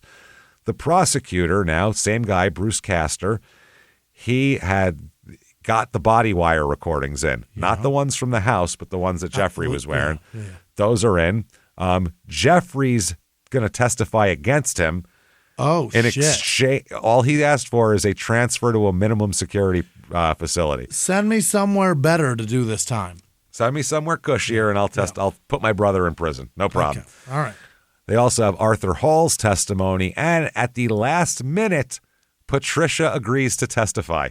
Really? Yes. This is fucking... How crazy is this fucking case, dude? Why? What's she...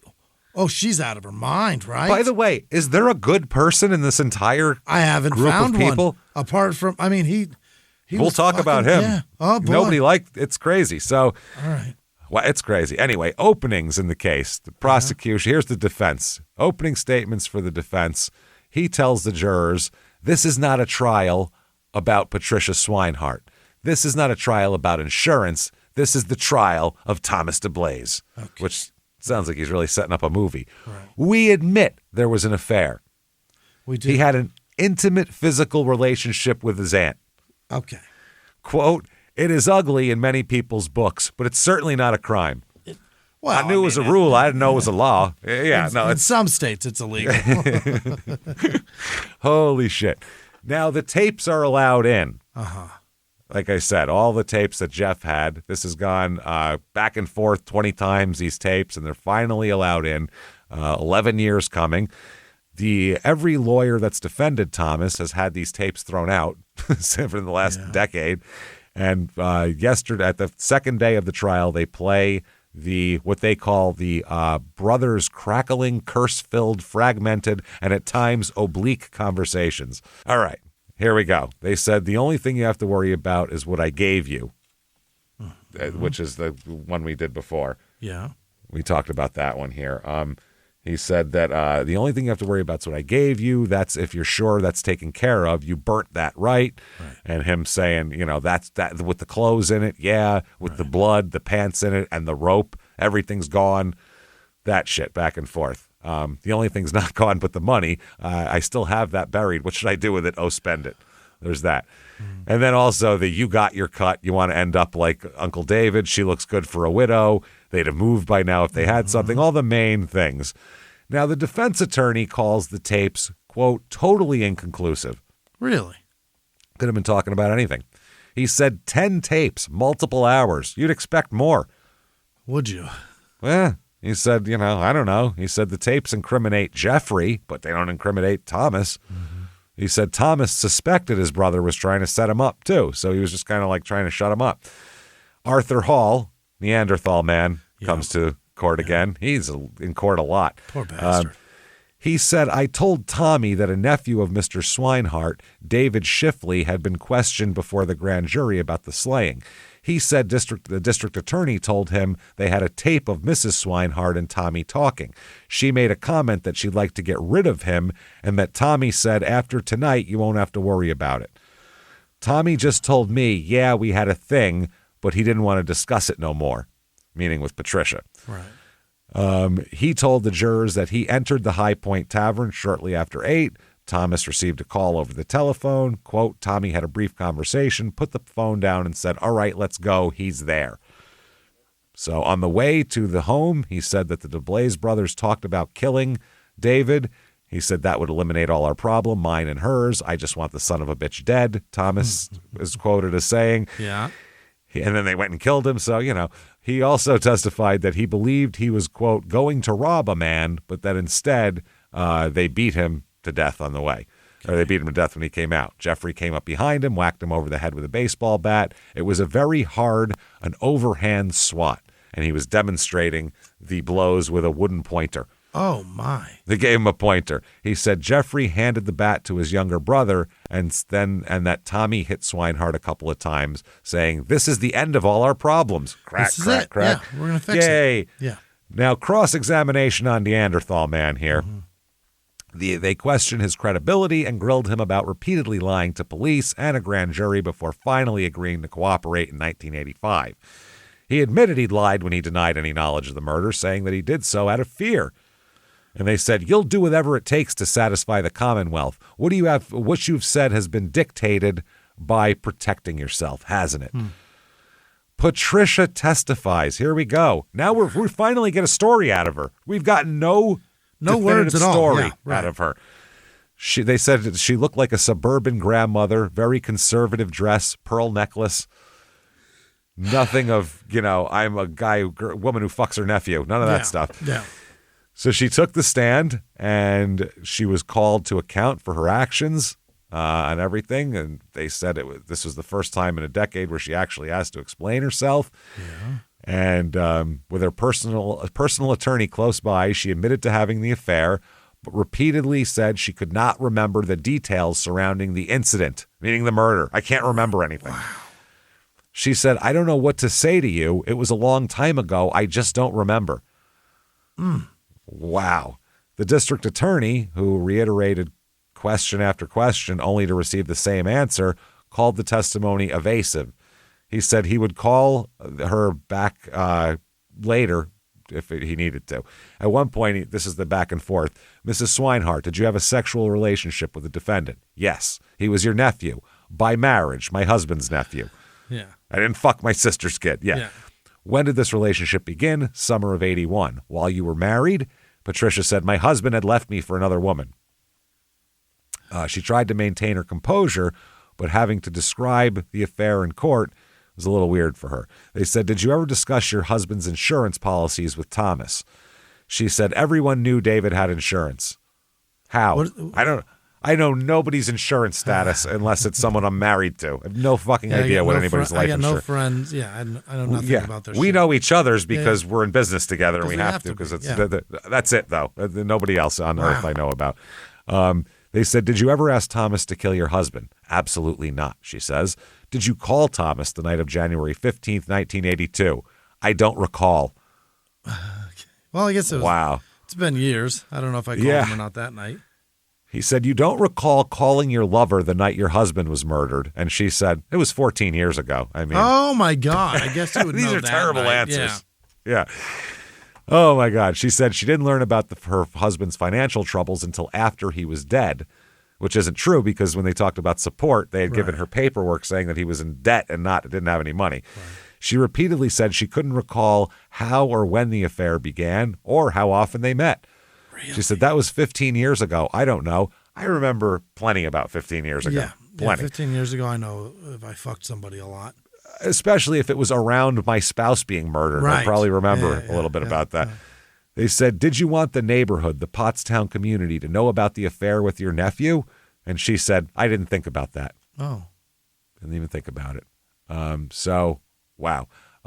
So using a timeline drawn by this defense attorney, she reconstructed a tightly packed evening that began about 7:25 when she asked her son to move her husband's car so she could drive 2 visiting students to the local high school. So his car was in the garage. Yeah. And they moved it out of the garage. Wow. So it'd be easier to deal with. The car was moved, and by 7:45, she said she'd returned home after dropping them off, picked up her 2 youngest children, and taken them to the store for pencils and candy. That's the most innocent thing in the world. I took them for pencils and candy. Something was just, oh my God. Worst strip club ever, pencils and candy. There's something recently that somebody gave somebody money and said, go get pencils and candy. Like, it's just a distraction method for children. Yeah. Here, wow. this is what what was that? I don't know. I just saw it. A show we just watched? It was a show we just watched. Yeah. Because it's something we both watched. I Pencils just and watched candy. it. Mm-hmm. Was it the Ed Gein thing? Is it in there? Were those kids, was there pencils and candy with those I kids? don't know. I can't Somebody remember. got pencils and candy with cash. So by 8, about the time the prosecutors say she phoned Thomas at the local bar, she said she was home. So she was home to do that. By 9, the time that he was already dead, she said she was watching Dallas on TV. Okay. Which was a giant hit at that point. Yeah. It was the biggest fucking show in the world. And playing backgammon with her son, David. Okay, yeah. Okay, backgammon in Dallas. Now, the prosecutor called her testimony a lie. He said she's trying to put herself back at the house by 8 p.m. In a tense exchange, he pointed out to the jury that her first police statement after the murder, she said she went to the store about 8 p.m. Prosecutors contend that she left the house then to tell Thomas, his brother, Jeffrey, and the 2 accomplices that he was home and they could come over and murder him. Sure. Okay, so basically the same shit as they had on Patricia, but not really anything else. Yeah. They got Jeffrey's testimony, but Jeffrey also was testifying in the other ones, and it didn't seem to help any. He testified against Terry Mount. Who cares? Right. Okay, they find Thomas guilty of first-degree murder. No rhyme or reason to this whatsoever. The only people involved were the 2 brothers. How do they got enough to get them, but not the other 3? That's so stupid. It makes no sense. Now, sentencing comes around. This is death penalty or life without parole. Yeah. He could have got 5 years at one point. If he just took it. It would have been well over by now. When you see somebody got nothing, you got to run with it, right? And a bunch of other people, and the courts are disallowing things, and his lawyers are probably telling him they don't have shit. Fuck them. Right. Don't take a fucking deal. So Thomas's family, they beg for his life here. Yeah. His sister and his mother. His sister, whose sons are the ones that... Right, that fucked her. Oh, boy. Yeah. And his mother are there. They beg the jury not to condemn him to die. His mother said, I have lost many men in my life. Please don't take him from me. Please don't take him. Okay, the sister, Beth, wept openly as she pleaded with the jurors to spare her brother's life. His wife, Faith, comes out now. Okay. Faith, they married in 1993. She told the jurors that she wanted to be a housewife. I wanted to raise children when she met him, which led the defense attorney to say, Faith, you know that the verdict virtually ensures that there'll never be children born by you and Tom. Oh, yeah. And both of them erupted in tears, Thomas and her. She said, all I can ask for is your mercy. At least we'll be able to have Saturdays. Then she left the witness stand, hunched over, clutching her stomach. Friends and neighbors, there's no baby in here. And she ran right. off. Friends and neighbors, 14 character witnesses came to the courthouse here, saying that Thomas was a law-abiding, nonviolent person in 1982. 3 of his friends and former neighbors testified. The rest agreed to support the depictions and back them, basically. Yeah. So they didn't have a parade. They're like, can you just stipulate to what he said? So everyone's, what that guy said. Me too. All right, great. So the defense here... they're trying to save him, and they say that, quote, that they're in a position, he's in the position of asking you to spare a life. He called the killing an aberrant, atypical act, and said that in the years since the slaying, Thomas has become a devout Christian and a responsible, repentant man. Oh. He said he was 23. We all do things in our youth that we regret doing now. True. Not murder for hire after you fucked your aunt. That's over the top. I don't know. I mean, maybe. Yeah. We've all done it. Oh, Christ. Who among us? Yeah. Who hasn't, really? Yeah. Then he asked the jury that, do you believe that David would ask you to take the life of his nephew? Do you think so? What do you think David would want here? Yeah. The prosecution closing here said that the killing was committed by means of torture. He said he was killed 1,100% more than was needed to kill him. I don't know if that's a scientific number. It's a good number, yeah. Pulled that one out of their ass. Yeah. He told the jurors, referring to the numerous crushing bat blows and steep stab wounds, he said, Thomas for 14 years was presumed innocent. However, yesterday, by your verdict, you stripped the murderer of his innocence. The shield has been taken away from him, and he says that he asked the jury to, quote, wield the sword of justice and sentence him to death. Let's Good go, God. Excalibur. Yeah. Wield the sword of justice. My Take Christ. off with his head. Off with his head. They come back and they say, you, sir, may fuck off. Life without parole. Okay. Life without parole for him. It's very dumb, but all right. I think part of it is, too, a jury sits back and they go, no one else got the death penalty for this. Mm-hmm, mm-hmm. Multiple people were involved in this. Yeah. He's going to be the only guy to die. Let's not do that. That sounds weird. And now the house, after she's acquitted, Patricia kind of vanishes. She sold the house in 1995. Okay. The family house. The new owners reported finding blood stains in the garage that, quote, no amount of cleaning could remove. Oh, wow. They're still there? They demolished the garage entirely. Wow. Now, this house, in 1999, it sold for $1,864. What the fuck? So that has to be like a transfer to somebody, like somebody gave it to somebody else. Yeah, you know what I mean? that's just like the taxes. Exactly what that is. So that's interesting. 2007, remember Jeffrey? Yeah. He's in a lot more trouble. Really? Oh, yeah. He is found guilty of third-degree murder and conspiracy to commit murder after a joint trial with a co-defendant named Louis Mann in 2007. This happened in 1996 as the crime. Mm-hmm. Jeffrey and Mann were cellmates in the State Correctional Institute at Pittsburgh, also known as the Western Penitentiary. Oh, wow. Jeffrey and Mann murdered a fellow inmate, Timothy Boris, who died of asphyxiation due to strangulation. They strangled this guy. Wow.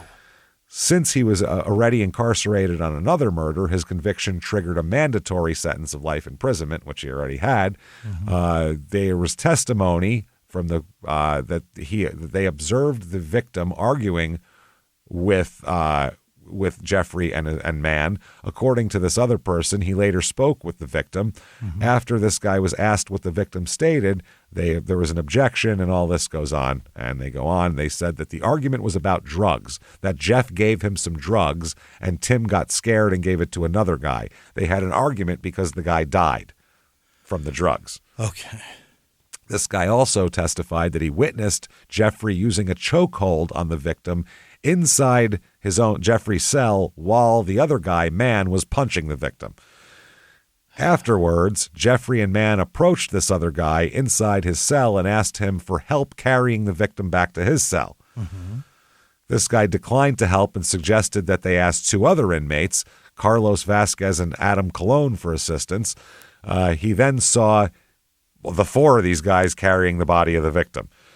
He said the men dropped the victim at one point and the victim didn't even grunt. Yeah, because he's dead. Because he's dead, yeah. They acknowledged an argument in the cell and all this type of thing. Richard Guy, Dick Guy, the victim's cellmate, also testified that Jeffrey and Mann had approached him and told him that the victim had overdosed on heroin and they had attempted to revive him. We're just getting rid of him, yeah. When Guy re-entered his cell, he saw the victim, who he thought was asleep. Guy then used heroin himself and fell asleep. When he awoke the next morning, the victim was unresponsive, bloated, and purple. He called for a guard and was removed to solitary confinement. This guy was, not the dead guy. Mm-hmm. Later, Mann, Jeffrey's co-defendant, informed this cellmate that he had an argument with the victim and a struggle ensued before, quote, things got out of hand. Okay. The autopsy revealed the victim had abrasions and bruising on his face and back as well as his neck. His eyes had hemorrhaged, and the forensic pathologist concluded he'd been strangled to death. Jesus. Now, the Swinehart children. Yeah. What becomes of all of Where them? do they go? Yeah. With mom, she's acquitted. Yeah, well, they were all adults by then. Yeah. So by the time she was acquitted, they were all adults. Right. So the oldest son, who was 17 at the time of the murder, left Pennsylvania immediately after high school, changed his name. Now, I heard he was a lawyer, so I don't know if he left after all of that or what, or came back. They said one of the daughters became a therapist specializing in childhood trauma, and she spoke publicly about growing up with all of this dead father, mother on trial and all that. Sure. The little girl, who was 6 at the time, who'd drawn the pictures on the casket, she had a hard time. She had addiction into her 20s. Yeah. This is a rough thing. Multiple arrests. I mean, not good. Finally got clean in 2010 and started working as an addiction counselor in Philadelphia. Yeah. And then the saddest of all, in 2008, the youngest son committed suicide. What the fuck? Leaving a note that said, quote, can't escape the family curse. Jeez. Oh, he had an uncle that did it. Yeah. So, God damn. Had an uncle that did it, a father that died. It's a mess. So that's horrible. 2018, now remember Terry Lee Mott? He was acquitted of the murder, but served 20 years on forgery and theft charges unrelated to this. Yeah. He was released in 2005 from prison on those charges, and he never admitted his involvement in the murder and died in 2018 of liver failure. Arthur Hall was released from prison in 1988, moved away from Pennsylvania, and just came back for trials and shit, and I don't know what happened to him. Arthur Hall's a common name, and it was very difficult to dig him up. That's Captain Caveman? Yeah, who knows? Yeah. 2020 is when a former detective is interviewed, and this is very interesting. This is a guy, he's dying of cancer and doesn't give a fuck, so he's going to talk. Yeah. He said, quote, we all knew Patricia did it. Hell, the whole town knew. But knowing and proving, that's different. She played us all. The grieving widow act, the concerned mother routine. You want to know the truth? David Swinehart was an asshole. This guy doesn't give a fuck anymore. Want to know the truth? David Swinehart was an asshole. Cheated on his wife, flaunted his money, treated people like dirt. Did he deserve to die? No. But did anyone really mourn him? Also no. Unbelievable. Fuck him. His kids are the only ones that cared, and his mom. The real victims were those kids. Growing up knowing your mother probably had your father killed, your cousins are in prison for it, and everyone in town knows your business. That's a life sentence worse than prison. Yeah, that sucks. Yeah. That really does. Yeah, those were their first cousins, literally. Right. First cousins. Jeffrey gave his first interview at age 69 from prison. Mm-hmm.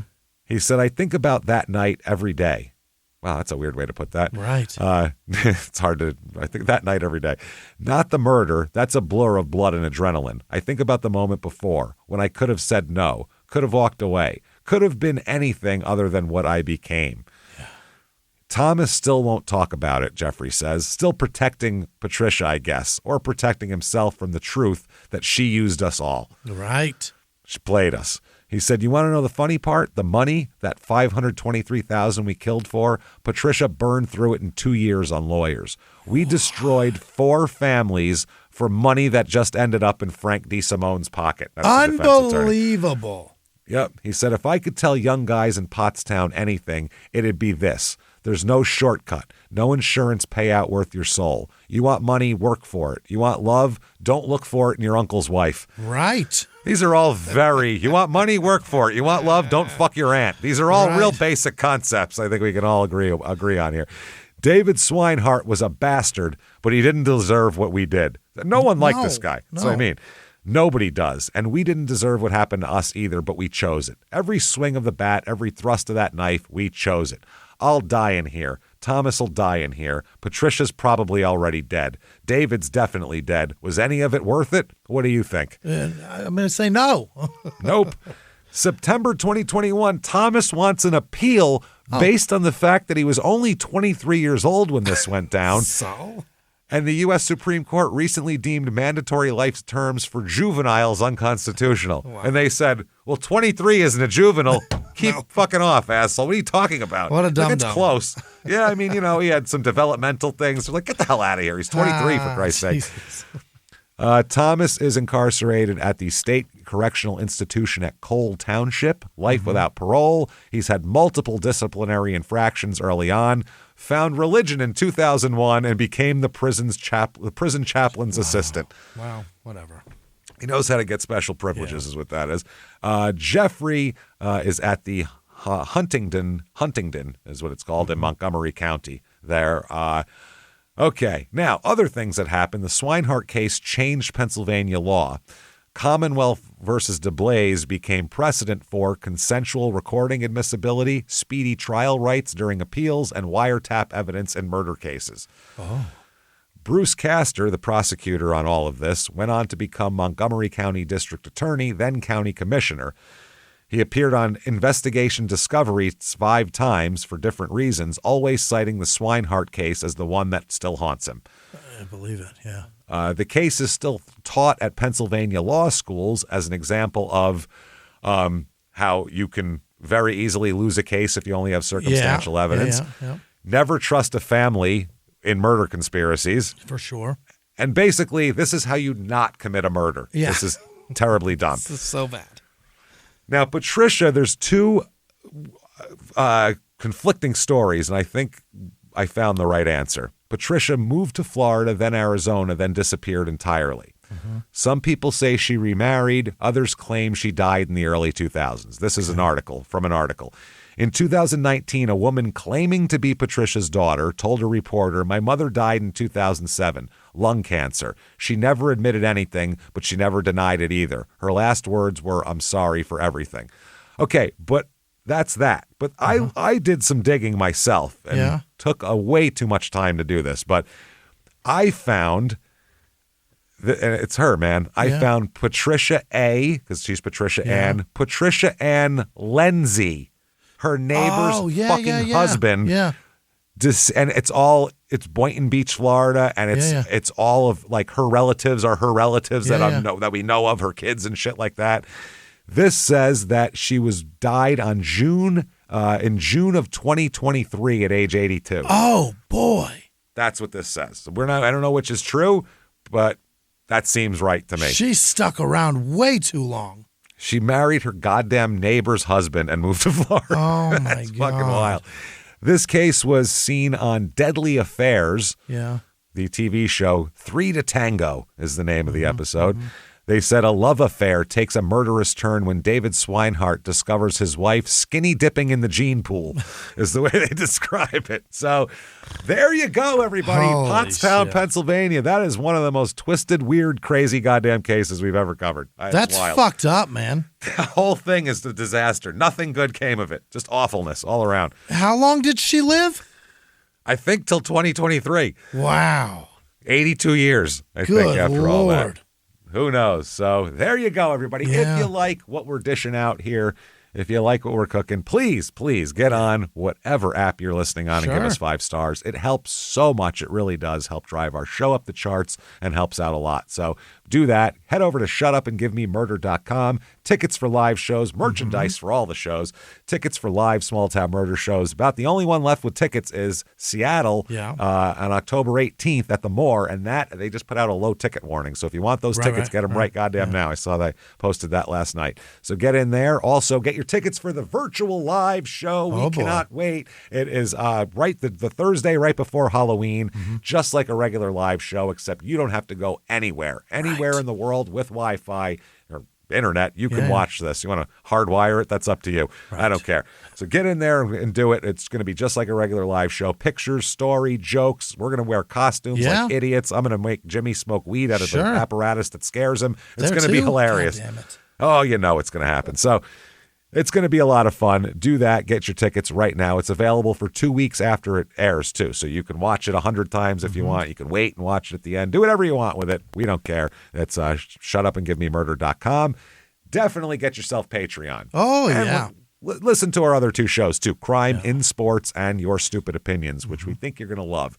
Now, patreon.com/crime in sports, just like the name of that show, another show we have. That's where you get all the bonus material. All you have to be is $5 a month or above, and you get so much shit. Hundreds of back episodes of bonus stuff you've never heard before immediately upon subscription, all sorts of stuff. Then you get new ones every other week. One Crime in Sports, one Small Town Murder, and you just get them all. Yeah. Just take them. Yeah. This week, what we're going to give you for Crime in Sports, we're going to talk about those old MTV Rock and Jock specials, which is basically we're going to make fun of like tiny actors for trying to fucking get a shot over Reggie Miller. You know, it's ridiculous. So Tony, we'll talk Tony, about that. and Tony. All three Tonys playing 3-on-3 with Belle, Biv, and DeVoe. And so Small Town Murder, we're going to talk about Unknown Number, that documentary where the woman harasses her daughter for years, and it's the craziest thing ever. We've had so many requests, we had to do it. That's patreon.com/crime in sports, and you get a shout out at the end of the show. By the way, you also get everything ad-free on there as well.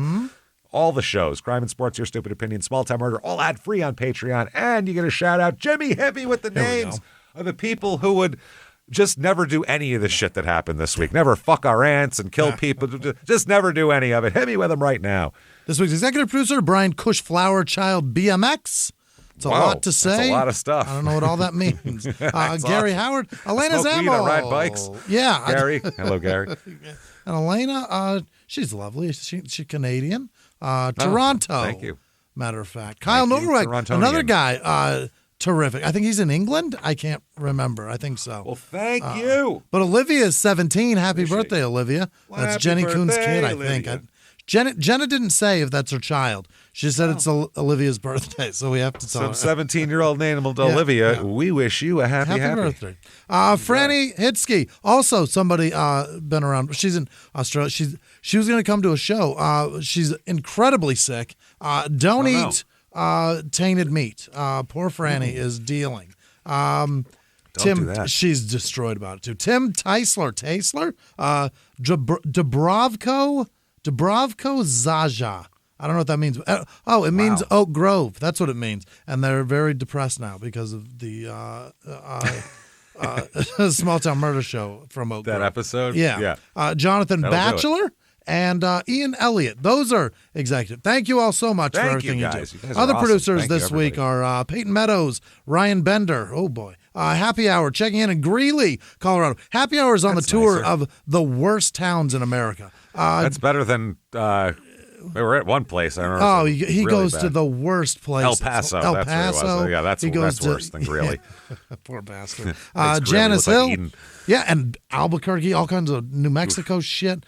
Devin James, Lauren Bender, another Bender, Jesus. Kay Perry, Andrea Ranieri, Darcy D, Becca Keel, Daphne Young, Jake with no last name, LMO with no last name, Colin Andrade, Todd Nickel, Nick Loperfido, Don Carpenter, Brandon Wetherell, Robert Phillips, Gabrielle Betton, Holden Roberts. Okay, that is a real name. Charles Moore. I was trying to figure out what's a Roberts. What character? Right. Yeah. What are we holding? Got it. All right. Charles Moore, Danzines, 1987. Devin Prout, Galad Harain, what?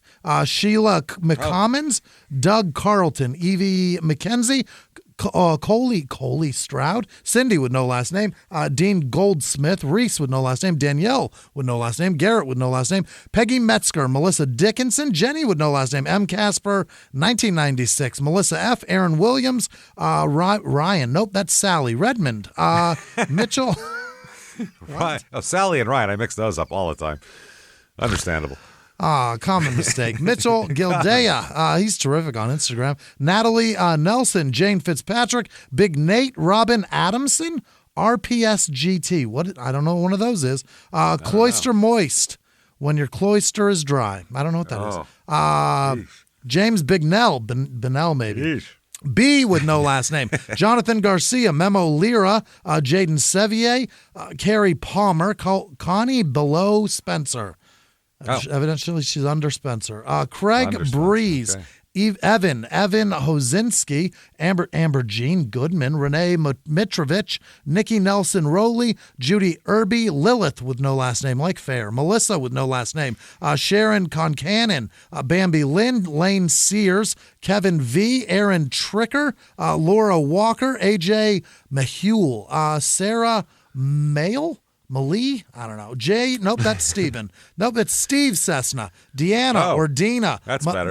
Melanie Pacific. Kuro Kabata. Megan Reese. Elizabeth Ihorn. Lana Ayad. Sydney with no last name. Delilah Waggy. Stacy Williamson. Alex Tinker. Amanda Loth. Eddie LaBeouf Jr.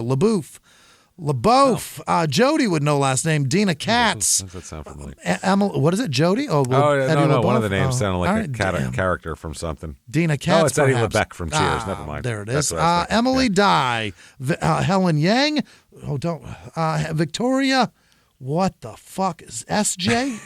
You just moved your glasses like that would help. God damn, that's not going to help. You moved your glasses up and down like there was something. What's going on there? Where's the letter? It's missing a letter, right? Focus was the problem. Sjoblom. Renee with no last name. Autumn Yielding. Savannah Sanchez. Your mom gay. Maybe your mom is. Jennifer El Serio. If my mom was, I wouldn't be here. That's impossible. Well, you might be. She could have been somebody else's mom. That's what I mean. Daniel Morris. Dalton Lawrence. Josh with no last name. Gail 10A. Imagine Dragon D's Nuts. I will imagine that. Nicholas Springer, Dennis Farrell, Delane, Antoinette Kruger, Bridget Beck, Cassie, Jaguar, Bethany Arthur, Deep Fried Italian, Philip Bustamante, Jessica Hulsey, Heather Shutters, Deontay Holland, Jay Legler, Marion Gonzalez Heltmock, I Live Here. Okay. Pippin P. Peeperton, Erica with no last name, Trent with no last name, Shannon M., Michaela Vorholst, Melissa Stebbins, Sherry O'Farrell, Johnny on the Spot, Joanne Moore, Paul Morenumuk, Tim McCormick, Joanne Luzo, Juliana Cruz, Katie Schmitz, Victoria Honeywild, Tommy Spence, Amanda with no last name, Gina Bernardini, Liz D, Jessica Townsell, Lauren Canizaro, Michael Wetterland, Beth with no last name, Tabitha Buenge, Rob King, Casey with no last name, Nick Smith, Verdante Volpine. What? I didn't get that right. Susan Rampa, Tabitha Nelson, Tom Mackey, Susan with no last name, Elise Rates, Katie Porter, perhaps. I hope it's that one. Don Scarborough, Matt Di Puerto. Is that how it is? Yeah. Piarto. Sounds like a frozen pizza brand. It's Italian. Jessica Cusack, Joseph Lemaster, Justine Yates, Lycan 90. I don't know what that is. Danielle Ziglevsky, Ziglevsky, Travis Heath, Lisa Justice, Jen with no last name, Sophia McCreary, Carrie with no last name, Simon with no last name, Ed Fox, Brittany Black Will, Denise Flood, Heather Kennybrook, Rob West, Caleb DeWitt, Kaylee Thomas, Jessica Wysocki, Chiang, J. Ed, Exotic Minivan, that's not a thing, Boot War, Mary Elizabeth, Lauren Ball, or Bell, it's Ball. Lori Ditchfield, Izzy with no last name, B. Boo, Susie Homebody, Gloria, James, that's how I was going to read something. That's Gloria Haywood. Gloria. That made it sound like a fucking STD it's somehow. It's a disease. I got Gloria, man. It's bad. It's all over the place. Rebecca Durr. Spread to my ass, man. It's the worst. Pia Thompson. Isaac Watson. Crispy Mittens. I don't know what that is. Christine with no last name. Chad with no last name. Caitlin Morey. Amy Shackelford. Dylan with no last name. Dale Louise. Chris Hamlin. Olivia Wilson. Chris Meerling. Joshua Alberry. Linda Daly. Lindy Daly. Bethany Bolts. Kristen Johnson. Tim Rushing. Miguel, James. Miguel with no last name. Dustin Schroer. Charles Hickey. Adam Manning. Lone Saturn. I guess that's a That's a star. No, it's not. Benjamin Grundy. I just tried to talk myself into something. I'm going to walk away from it. Kenneth Knox, Charles Horn, Chris Imans, Renee Hopkins, Irma Mulvihill, Davis Vandy Stieg, Lindsay Doherty, Linda Harris, Rella with no last name, Segol with no last name, Trenton Turner, Andrew, what is this? Mac Ritchie. Andrew McRitchie, Katie McCurdy, Vern Resky, Bobby Hagemeister, Jared Hammond, Lisa Yazell, Ashley Ray, Walter with no last name, Tim Brazil, Jared Smith, Ralph with no last name, Sandra Dye, Ashley Bryant, Amanda Kajdan, Missy B with no last name, Elizabeth LaRue, Keegan Vanderpool, Tracy in San Diego, Stephen Farrell. Stephen Farrell, Johnny Batch, there was a guy named Batch, right? Taryn Charlie Perkins, there he is.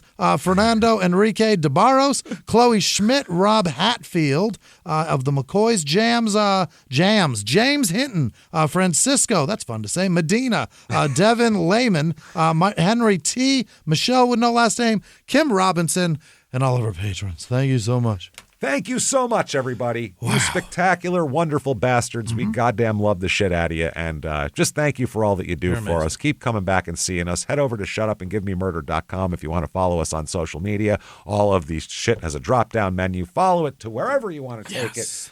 Don't fuck your aunt. Oh, boy. And until next week, everybody, it's been our pleasure. Bye.